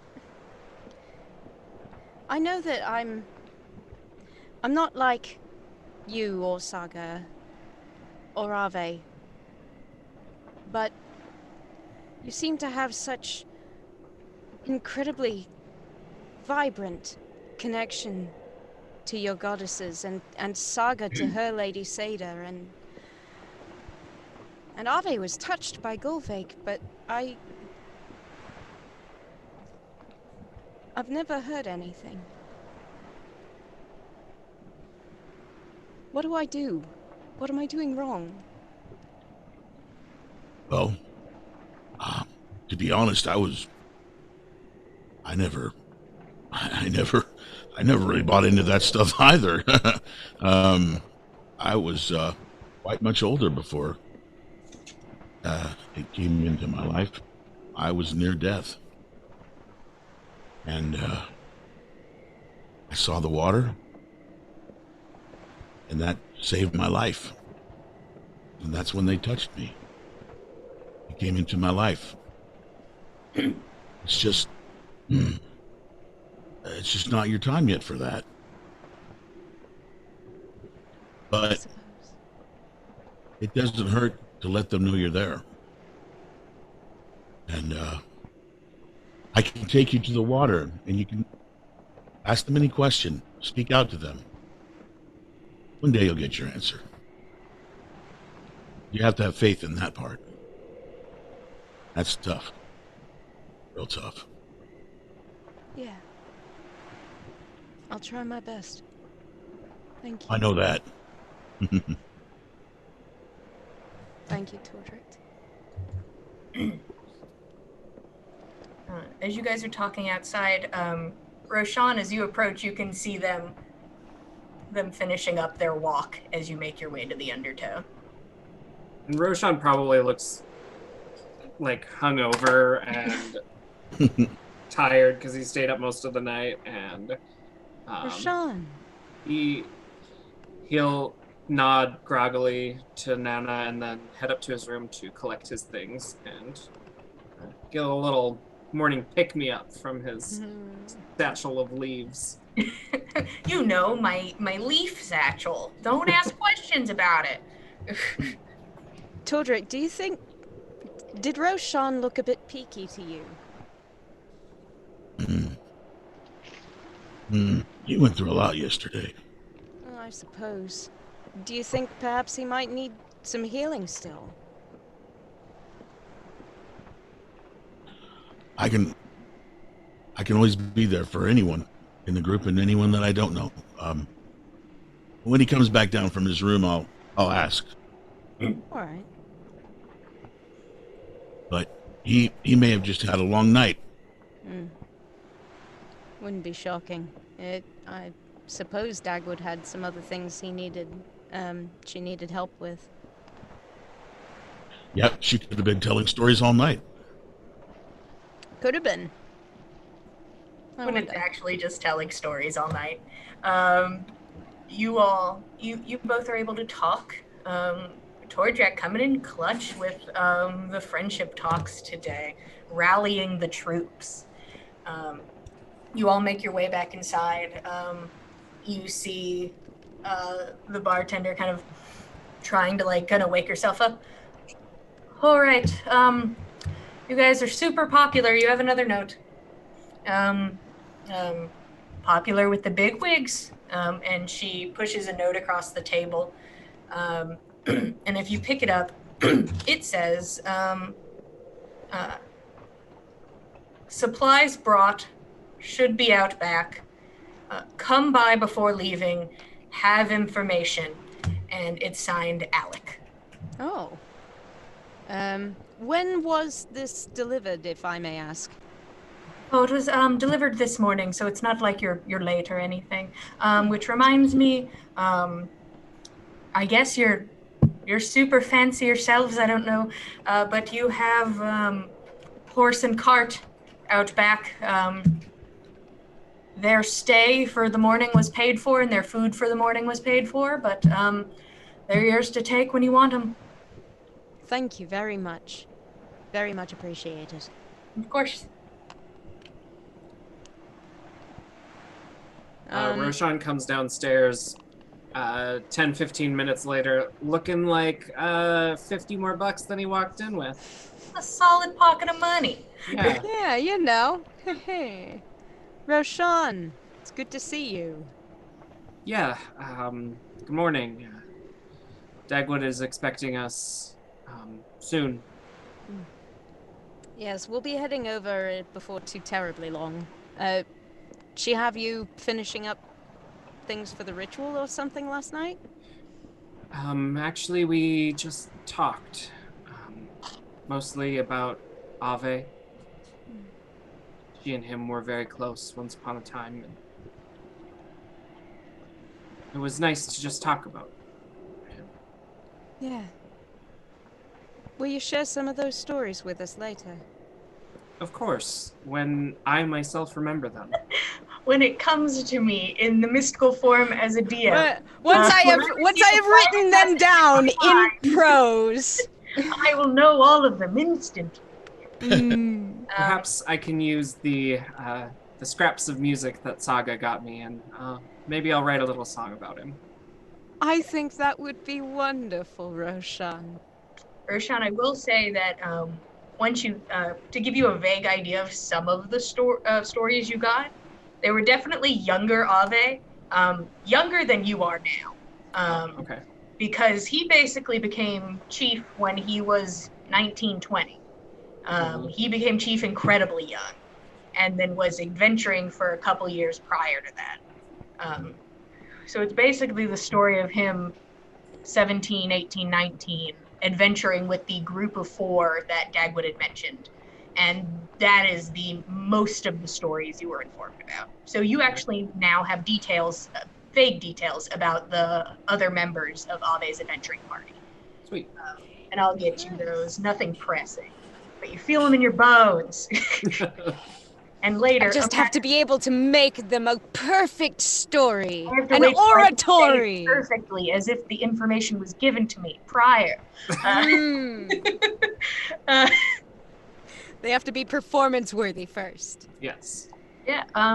You guys start to get ready to leave. Anything before you go? Saga, do you have anything you want to do? Yes, I just would like to do one little thing before we head out. Is the elf that I spoke with the other day, Everless, is he around?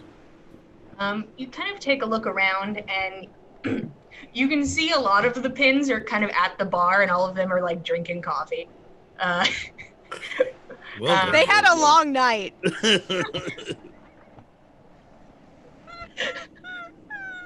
Yeah. play anymore, guys. I gotta go. I can't. The Yep. show has hit its apex. Sorry, We have we're nothing done. more to Last say. episode. Yeah, you see Everless sitting, kind of leaning against the bar, talking to the people there. Saga will walk up and give him a tap on the shoulder. Excuse me. Oh, and he turns in. Yes, how can I help you? Hi. I don't know. We spoke the other day. You told me about elves and the clothing and things. Yes, we did. We talked about the difference between wood elf and high elven arm. Mm-hmm. Yes. I just wanted to say that you're like the first high elf that's like spoken to me and explained that, and I really appreciate it. So I made you a little thing. Is it okay? Will you? She pulls out a little piece of fabric from her under her bag, and it's a veil. I tried to do the elven stitching that you talked about. You can like wear it on your face or on the back of your head. I don't know. I just thought maybe it would be. I had some scraps, but I put it's here.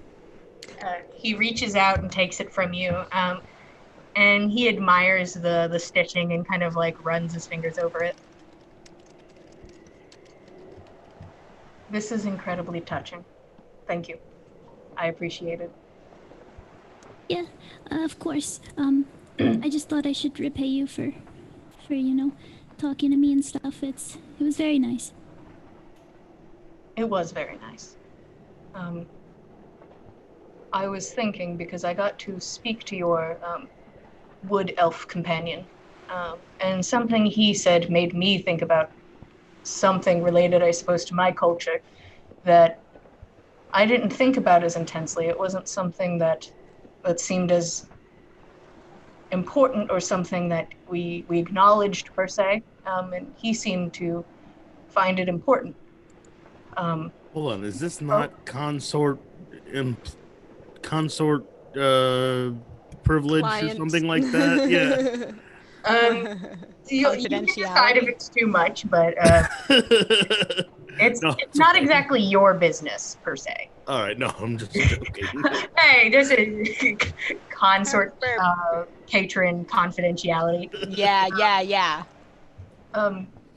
When we were talking, he was drunk. I can't say if it's important or not, but he kept talking about how wood elves have markings on their faces, and high elves do not. But I thought on it for a while.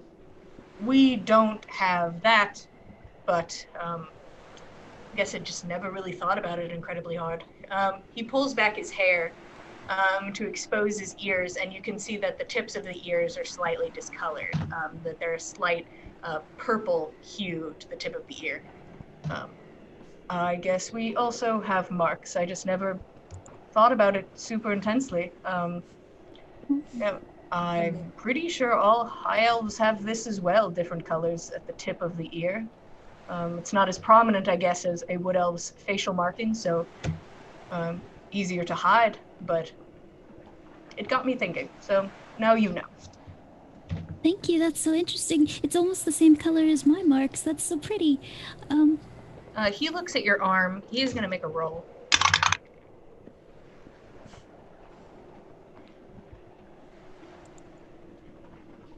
Do you mind if I call someone over? I only brought the one veil, but Oh, okay. no, it's definitely not a gift thing. It's just a question thing. Oh, okay. You certainly do not have to give Jesse a gift. Jesse, come here, please. And you see one of the pins sort of get up, kind of groggy, and he's like, He kind of deliriously comes over. He has more of the fisherman look to him. He seems a bit more built and tanned. His hair is kind of tied back. Yeah, what's up? And he looks at you, ma'am. And he smiles, and Everless kind of nudges him. No. And Jesse's Not like, this one. "Hmm, This one's the cinnamon roll. right. What's up?" And you see that he's trying to keep his eyes open. He just looks like he's just completely out of it. I hope this isn't too forward. I would like him to look at your marks. Oh, sure. You pose and smile kind of awkwardly as, oh, wow. And you see like, oh, I'm so sorry. Why? He sits down on one of the stools and he starts to pull up his pant leg, and you can see, kind of like wrapped around his calf is a very similar purple mark. Oh my goodness. Were you touched by Lady Satyr as well? I mean, whatever you want to call it, I was stung by a jellyfish. That must have sucked. I'm so sorry about that. Right. I think it may have been a different experience. I don't think there may have been jellyfish. I do like jellyfish. Does Saga remember anything? If she tries to? With If she this knowledge? tries to? If you had to pick a role for that, about trying to pry into your memories, what kind of role do you think that would be? Great wisdom. Is that insight? Yeah, wisdom, insight. Yeah, I'm gonna go with wisdom. Just the flat wisdom. I'm gonna incite myself, like, in the mirror, like, who the fuck am I? Who am I? Who do I think I am? Natural one. Oh yeah! No, Saga! Saga, Oh, baby. Literally, your brain Guessing. starts working at, I came out of the water. Oh, okay. Well, last thing I remembered about the first thing that I remembered after this was coming out of the water. So I guess there's probably jellyfish in the water. So a couple of them may have touched me before but I think it was mostly Lady Satyr. Everless kind of glances over at Jesse, and Jesse's like, yeah, you're probably right. Yeah, that would be a lot of jellyfish, and it would be very memorable and terrible, because this was memorable and terrible, and I only got one. So I guess mine isn't exactly your Lady Satyr, but yours probably is. And he kind of gives you a big smile. He's Saga looks- imagining this gigantic jellyfish that she's named Lady Satyr. Jellyfish, and he's like, good God. That's a terror. Well, it was nice to meet you. This is Saga. Saga, it's good to meet you. Yes. You should just keep an eye out for things about Lady, because it could have been her. Let me just she pulls out one of the she just constantly makes these necklaces with the satyr symbol. If in case you want to talk to her about anything. But yeah, very nice to meet you, Jesse. And thank you, Everless, again. Of course. Hopefully that helped you in some way, or didn't, but I just thought it looked familiar in a way. No, that's very good to know. I can start, I just didn't know the right word to call it, so now I think I understand. She looks like she's completely convinced herself. This is definitely true, and heads off to go see her friends. They both kind of watch you, like, as you walk away, like, and then kind of go back about their business. Anything else before you guys go out? Put your things in the cart, run by Dagwood, possibly run by Alec if you want to. Yeah, I mean, like, it seems to me like that there isn't anybody just like hanging out in the stables waiting for us, is there? Like, Alec intended for us to go meet him. Yeah, Alec is not waiting out by the stables. He implied, like, come to me. Alright, cool. I mean, there is somebody at the stables, but they're always there. Oh, okay. their It's not a messenger or somebody out of the ordinary. This is like just the waiting stable outside, boy. like, wow, I can't believe. Y'all kept me waiting. Is there an extra horse to carry our cart of supplies? If you guys go out and look at the cart, you see that this is a 2-horse cart. It's a pretty big cart. It is not covered. You think to an extent your sled could possibly like fit in this cart. It would take up a bit of the space, but it would fit. Or you could try to ride it and just have it scrape across the road as you go instead of gliding on snow. No boy. But you think it could be put there. It would just take up a lot of the center room. Can we just get stuff off the sled into it? Fit normally. Yeah. Is there anything you guys wanted to do with your magical sled, unless you want to try and get it on there? How much would it cost to get a palfrey or a mule or some pack animal to tow the sled? It seems valuable. Well, I mean, like, is this the self-propelling sled? It is the self-propelling sled. You know, sleds are mostly made for snow. Yeah. So you don't know if it could handle scraping across a trail, but hey, who knows? I could drive. I don't know if it will go, is the only question. You just hear the cart go into motion at the Oh, word no. go. I'm Oh, kidding. no. Dog is already scraping across the road. A pig! Or do you want We have to get it up the instantly stairs somehow. Ka-clunk, ka-clunk, ka-clunk. Yeah, I would say if you wanted to, technically the sled could fit up there, and it looks like 2 people can sit in the front, and that 4 of you could sit in the back. You just would have to kind of be like, kind of off to the sides, like you're sitting on a pickup truck. Yeah, I feel ya. You know, ye oldie pickup truck. Ye olde pickup truck, pickup wagon. So it's up to you, or you guys can get rid of your sled, or you can scrape it across the ground. You know what? Whatever you guys Let's take want. it with us. Let's take it with us. I feel like at some point or another, having a self-propelled sled will come in some kind of handy. Winter is coming. Oh, it's Must coming. be prepared. You guys lift up the sled and put it up. It's pretty nice. It's a good quality cart. The horses seem hardy, and the leather for the bits and bobbins. It seems like it's all like some money was put down on this. It's going to pick up your speed some. Like, it's going to add some mileage to your movements. It's not going to like double it as if you were like each riding a horse.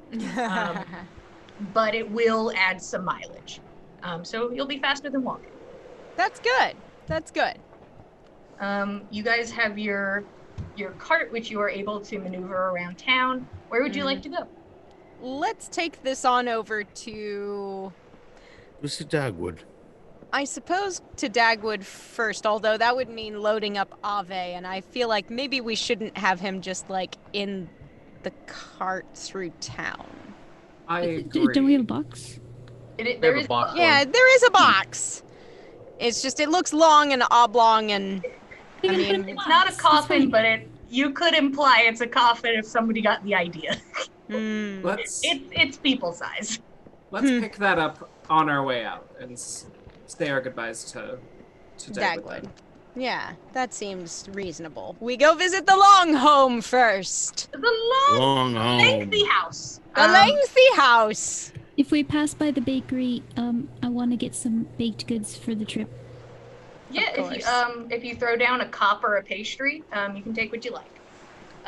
Thank you. I would love some perception checks as you guys on your real nice cart make your way through town. 19. What have I got? What have 1d4. Also got a 19. Oh, gee. My eyes.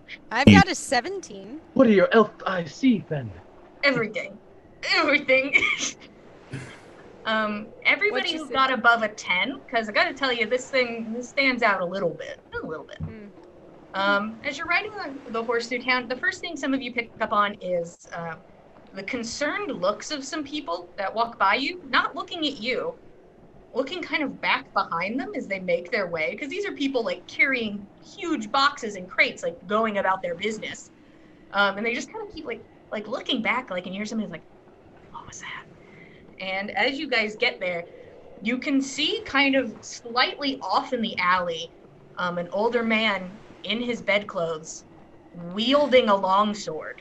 Oh no, guys. Thrashes it about, mumbling, vile, wicked, as you guys recognize Chief Brahm has somehow wandered from the long home and is now deliriously murmuring in the alley, swinging at shadows.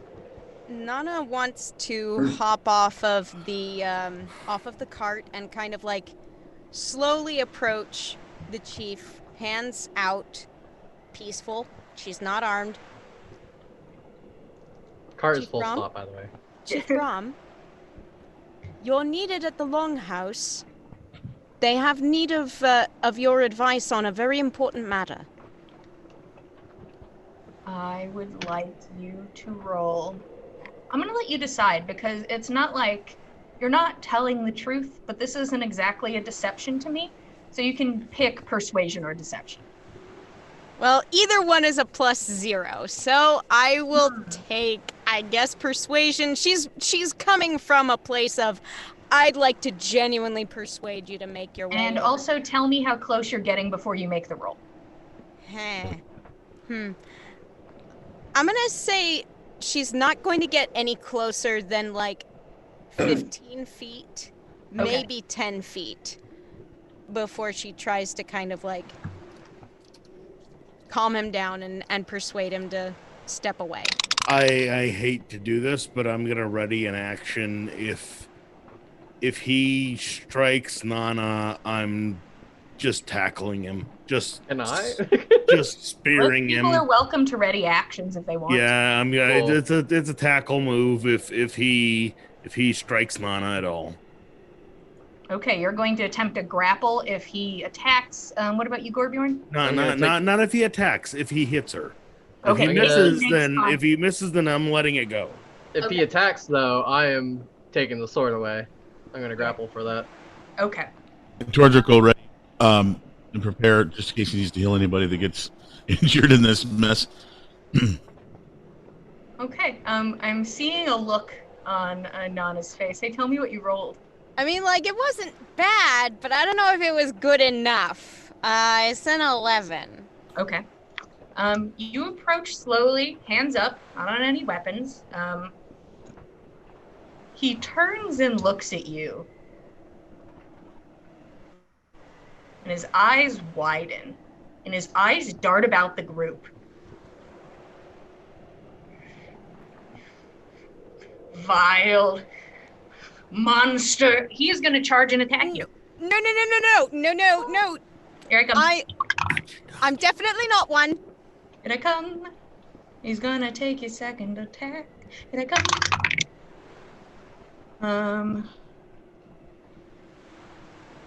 Does a 14 hit? 14 just hits. The first attack swings past you. You can tell that this man knows how to use a sword. Oh boy. Though he is swinging wildly, it is with knowledge of how to use this weapon. And he swings up and misses, and the sword turns, and he slashes across your shoulder. Ow! Two people are going to attempt grapples. Fenn's going to be first while I roll some damage. Don't hurt him if you can. It's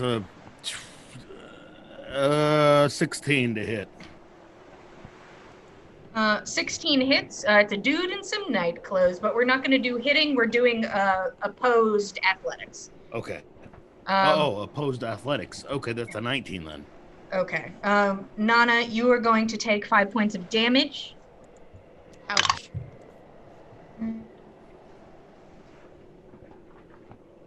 How much did you say? 19? Okay. Currently, you are grappling this man. He is currently grappled. Gorbjorn, you said you wanted to try and get the sword from him. Yeah. Go ahead. Get his sword! Get his sword! Make him stop! That is bad. 14? Oh, he got 15. Ah! He is able to keep sword in hand, and is continuing to try and like thrash and break free. And we are going to roll initiative. Oh no! No! No! No! No! Oh, can somebody please run back to the longhouse? I mean, it would take a good solid few rounds to get to the longhouse currently. Oh boy. Wow.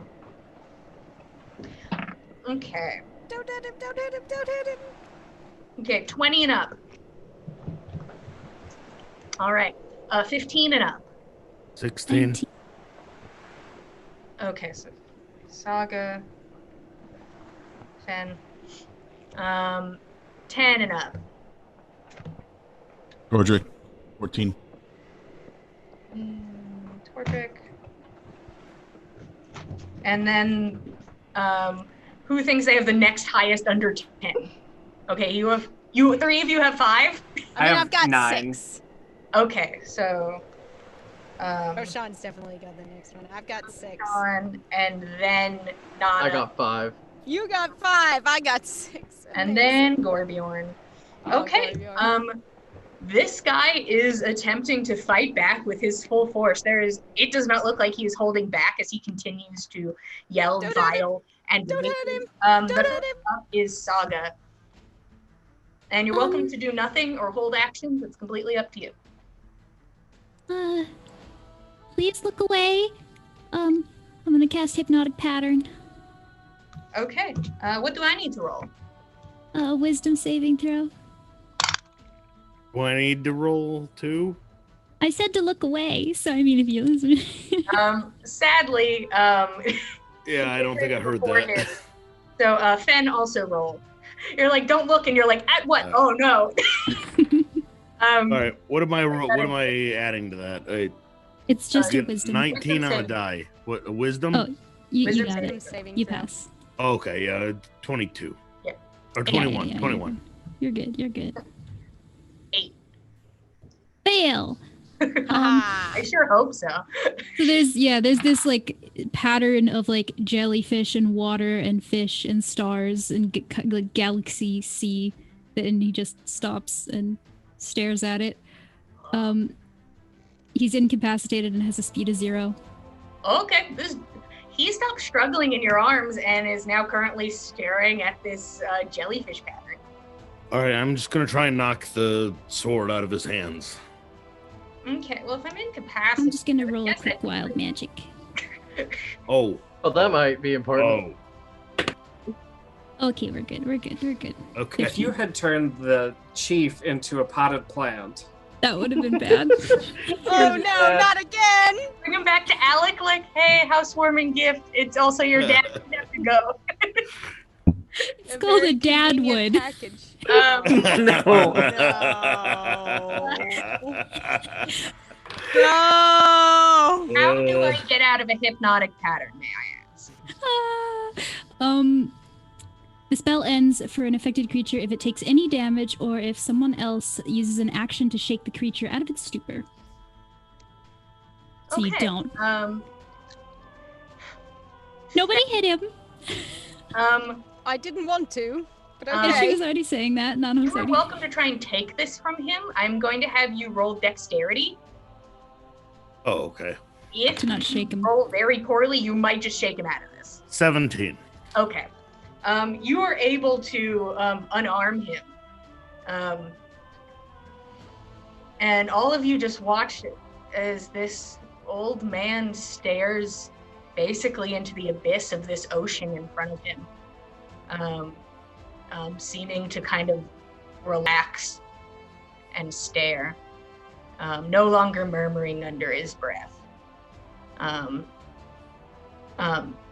With a sword, to an extent, seemed like a threat if left to swing that about. He looked like he could do damage, but currently appears to be docile. It is his turn. Am I able to try and break out of the hypnotic pattern, or I just chill here like this? This is chill. who I am. You now. just chill. I apologize for ending Oh no, so please, quickly. please don't stab this old man. I'm not trying to get you to stab an old man, unless you want to. That's his turn. He's just gonna stand there and stare into the abyss. Tordrick, you're up. If there's anything you'd like to do. He's gonna heal Nana. Okay. Pew pew.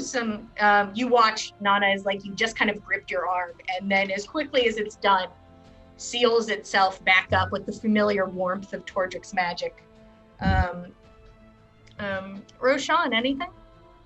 I tell the group, quickly now to the long home. Yes, I think that's for the best. Yes, we only have a minute. We have a minute. Well, let's hurry then, shall we? I'm gonna say that Saga, you're able to kind of like lure him. That you're able to kind of get I was him gonna moving. fireman carry him. Yeah, he's moving slow, and then Gorbir just picks him up. Don't jostle him. Don't jostle him too hard. You guys Gently, slowly start gently. making your way as he sits in the cart and stares at these jellyfish. And he started again to murmur under his breath. It's none of the vile, wicked part. But as you start to make your way down the road, trying to keep him calm, as you just see Saga like doing just kind of like the jellyfish hand motions and keeping this magic running. Less than a minute into this, as Saga, you know that it's about to run out, and you don't know if you need to cast again.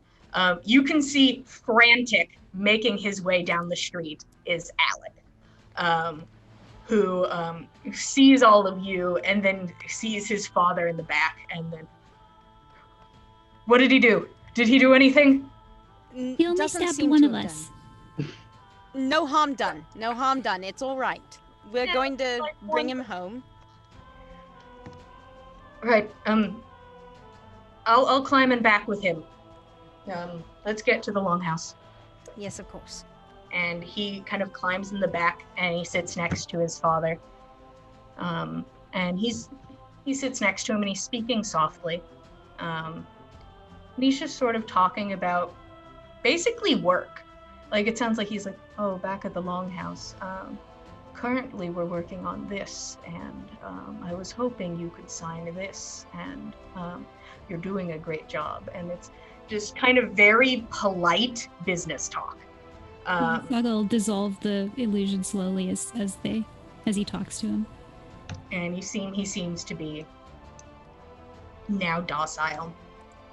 You all make your way to the longhouse, and he kind of gets out and assists his father in like climbing out. I don't even know how he got that. And Alec holds his hand out for the sword. I'm sure one of us had it. Ben has I it. don't know. Fen has it. No, I knocked it out of his hand. I don't know who. I'm gonna. Oh, whatever. You guys didn't One of us picked it have up. an alley, so Yeah. No. the sword is given back to Alec. One second, and you can see that there's a couple frantic people looking around outside of the longhouse. And he goes over to one of them and he talks, and you watch as this woman runs over. Hello, Chief Brom. Come with me. Let's go inside. We have some papers for you to file. And if you could sign them for me, I'd really be pretty appreciative. And she seems a bit nervous, but talking very softly and very calmingly as she starts to lead him inside, and he's just mumbling under his breath.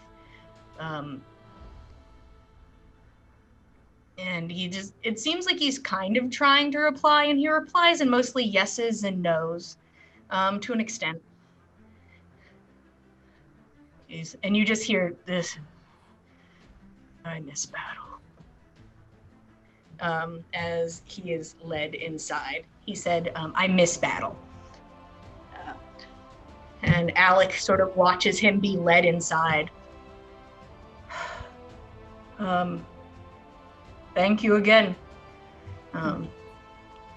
Once again, you do something very kind for me, and I truly do not have very much to give you. It was the right thing to do. Your father needed to come home. We happened to pass him, and It was right that he should make his way back comfortably. Thank you, and I'm sorry for whoever got stabbed. He was a warrior. I don't think he was. I think he was chief because he had to. Because people respected him, and now he's tired. That's all right. I didn't want to write this information down in a note because I don't know how important it may be. He kind of steps in close. I told you I had heard of this, of something from stories with white and gold, that it had stood out to me. Yes. I did some research and some thinking to draw back on that memory, and I cannot say if this is helpful in the sense that it is right, because it can't be right unless it is, taken from this, I suppose, or right or wrong, coincidence. The thing it reminded me of is Valkyries. Valkyries? The servants of Odin? It just reminded me of those stories. So I can't say if that is helpful or not, or if I am sending you on a wild goose chase, which is more likely. But I remember hearing about strong warriors, tall warriors of white and gold, and that's what it made me think of. It wouldn't be shocking if someone wished to give off the impression of being so storied a group of warriors as a Valkyrie. Yeah, I mean, you also said it was a man, so I cannot say. Certainly. But that is what I know. I'm glad you received the cart. Hopefully that will speed you along. Thank you again for safely bringing my father back. I can't have somebody watching him constantly. I wish I could. Too much right. to do. We can take him. You party members. Why you guys don't want to take Fun Dad with you? Just give him the sword and point him in a direction. He can. Oh boy. Should we come across anything in our journey that sounds like medicine that might help your father, we'll send word along. If you come across something I have not yet found, I'll appreciate hearing of it. I would imagine you've already done quite a lot of looking, but should something out of the ordinary cross our path, yes, let you know. Currently now we're working on explaining away an incident near a local's home. I think you all are aware. It matters not. Thank you again for what you have done. I hope my information is helpful and that I am able to help in some way.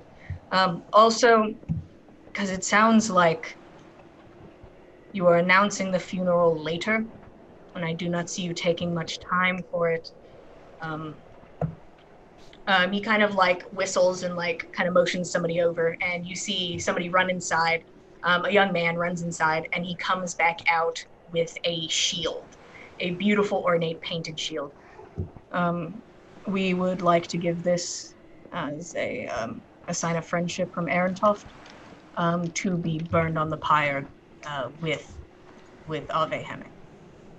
Thank you very much. We will bear this as carefully as we bear him. Have a safe trip. Hopefully you're able to move swiftly, and hopefully it is a great enough gift. I believe it should be. Thank you for all you've done. Of course. Thank all of you. And he looks at Gorbjorn. Enjoy spending your money. And having a great time. He runs back inside, and you all are heading towards Dagwood's place. Yes, that is next. Morden answers the door. Looks so tired. Okay, the box is upstairs, and come on, I have to get these windows. Yeah. I you all give go him some upstairs. bacon. Oh my god. He takes the bacon and he stares at it. There's like a long moment. He just puts it in his mouth. Yeah. And just blows through it. He's so tired. Yeah. He doesn't The care. protein will do him good. He's like, yeah, that's fine. Needs to replenish. He's given up. Poor guy. He's lost all Oh. hope. What have you done to Morden? We'll head upstairs. Dagwood is kind of like lounging in a larger chair, just kind of like drinking some tea or something.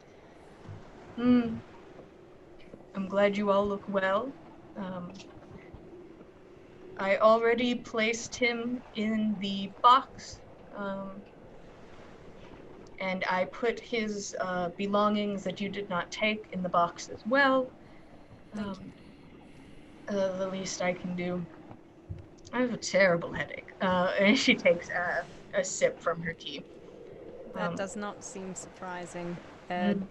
Do you require anything before we go? Is there anything that we can get for you? That is very kind of you, Nana Hemming. I think I've done everything I need to. And she kind of leans back and takes a sip. The rest of this is yours to handle, and I truly think you can. I cannot say this for certain. I do not think your half of this bargain is going to be as theatrical. I think it'll hopefully go off as a normal funeral pyre would. I can only hope. Torger uses peer into her and uses insight to see if she's speaking from the heart. Okay, go ahead and roll insight.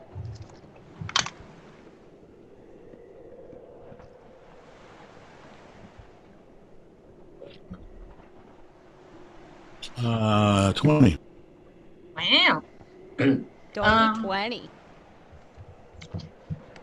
So you think to an extent Dagwood is and has been very genuine. You think it is a genuine sentiment of finishing the ritual and doing the things accordingly. You don't exactly think she's convinced it'll go off without theatrics. That is the part that sounds a little wishy-washy to you, but you're certain she doesn't really know, but she's leaning towards optimism without much information to go on. Yeah. Dagwood, should we expect you for the funeral? Oh, that's very kind. I don't think I should go to Golunder. I would say, and this is against tradition, but well, part of this isn't. I would go ahead and do the funeral as quickly as you can, as quickly as those elders will let you. I'm sure they will try to drag their feet and try to send out word and bring people. I would try to do this as quickly as possible and let people mourn after. Time does seem to be of the essence. I believe it is. Right. It was something getting to meet all of you. It was something getting to meet you too. I'd I'd like to meet again sometime, under better circumstances. Yes, let's hope next time we meet, someone isn't dead. That would be wonderful. That would be the best possible circumstances. Of course. Thank you all. I don't have much to say. I don't usually say goodbye to people. So I have finished speaking. We'll go on our way. Thank you again, Dagwood. And I know you don't feel you should come to Kalunda, but the invitation stands open. Thank you for the invitation. I will keep it in my back pocket. Please do, anytime you like. Nana will kind of start making her way over towards the box and kind of like figuring out how we're gonna get it downstairs. It's probably gonna involve Gorbjorn carrying it wholesale, probably. You guys are able to figure out how to get the items downstairs. Nana, you pick up the disc where you see that the ring has been implanted into it. And you see, as you look at it, it looks like fissures were made across the ring. And to set it into place, it looks like something akin to metal with some flecks of something else in it, filling the cracks and holding the ring in place. And you can see that runes are dug in place and around. The thing is covered and the runes are almost unreadable how crushed together they are. But the ring sits in the center and snowflakes out with metal cracks. Wow. Can I tell what kind of metal it is? Roll nature. Alrighty. That's a nat 20! Wow. I know a lot, apparently, I guess. You're incredibly smart, which makes this so sad to say. With your immense knowledge of metals, you don't know. This metal means nothing to you. It has more of a tint close to iron, but there is a subtle reddish hue to it, but you know it is not copper. It is strange. You do not know what this metal is, but you're pretty sure it's metal. That is fascinating. Doesn't matter. They're all the same anyways.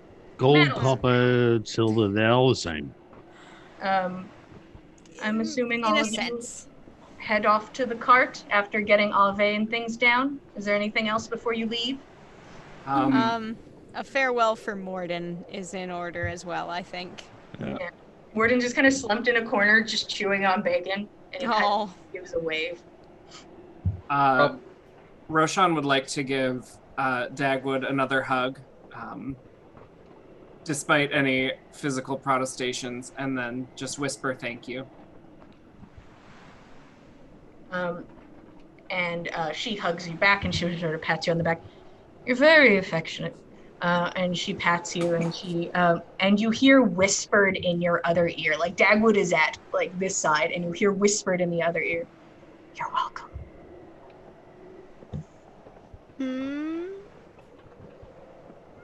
So next time, and Dagwood, she sort of like pats your cheek and then kind of settles into her chair.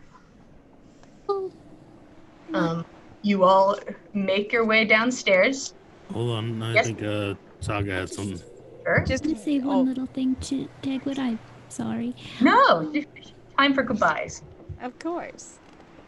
I just wanted to say goodbye, and I apologize for my outburst yesterday. But you just do your best for your god. And I'll do my best for mine. I didn't realize it was an outburst. It was said so softly and kindly. But I can understand if it was. I do not think you were wrong. You need not apologize about it to me.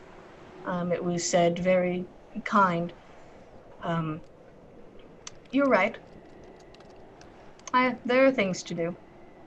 And if there's even a sliver of my God in existence, I am lucky to see it, and that should not be the end. Exactly.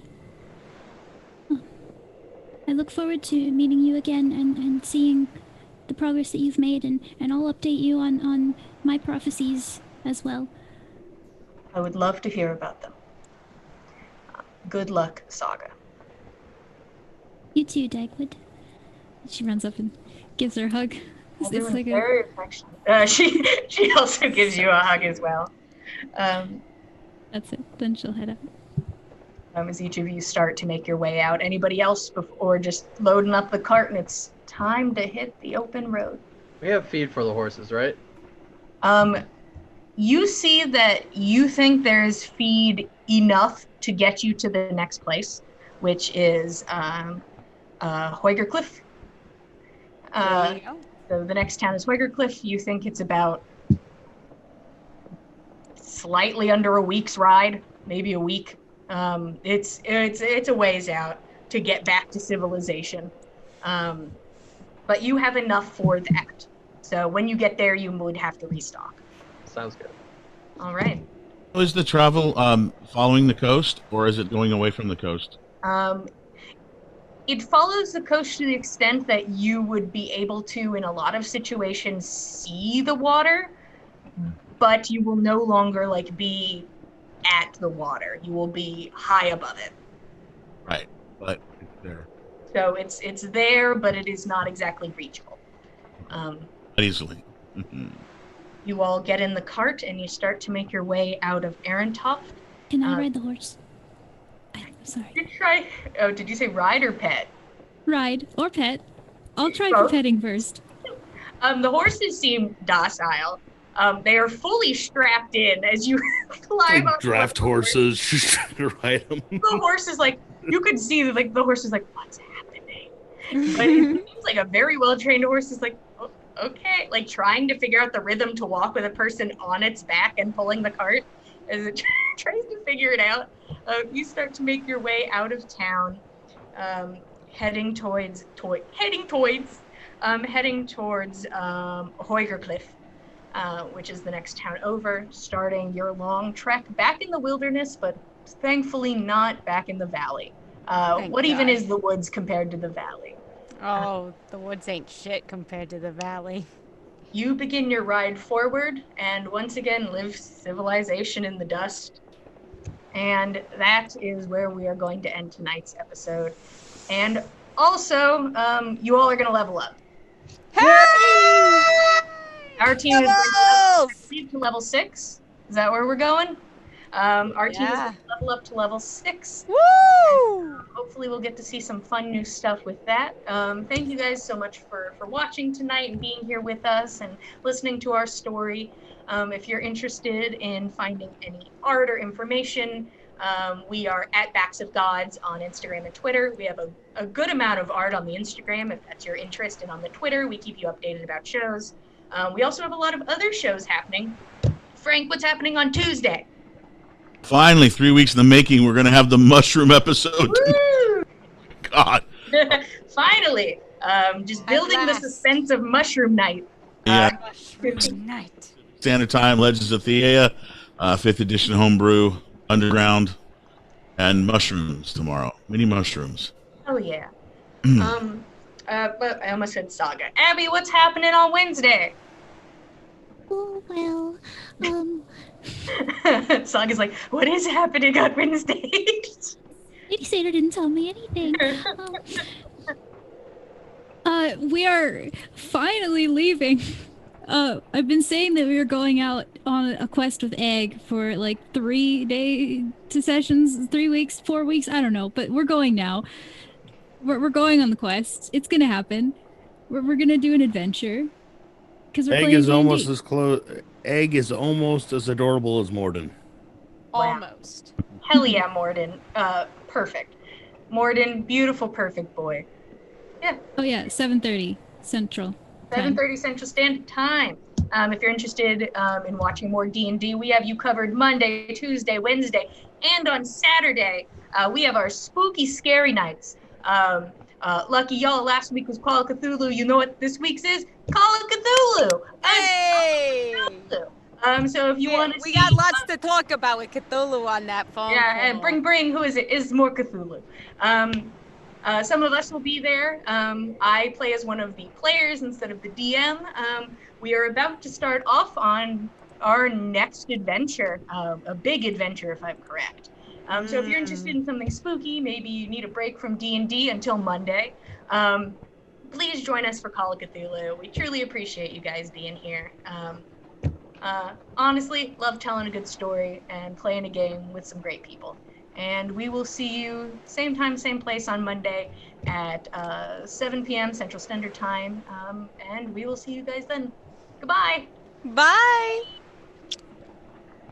Thanks for joining us. Farewell. I'll beat this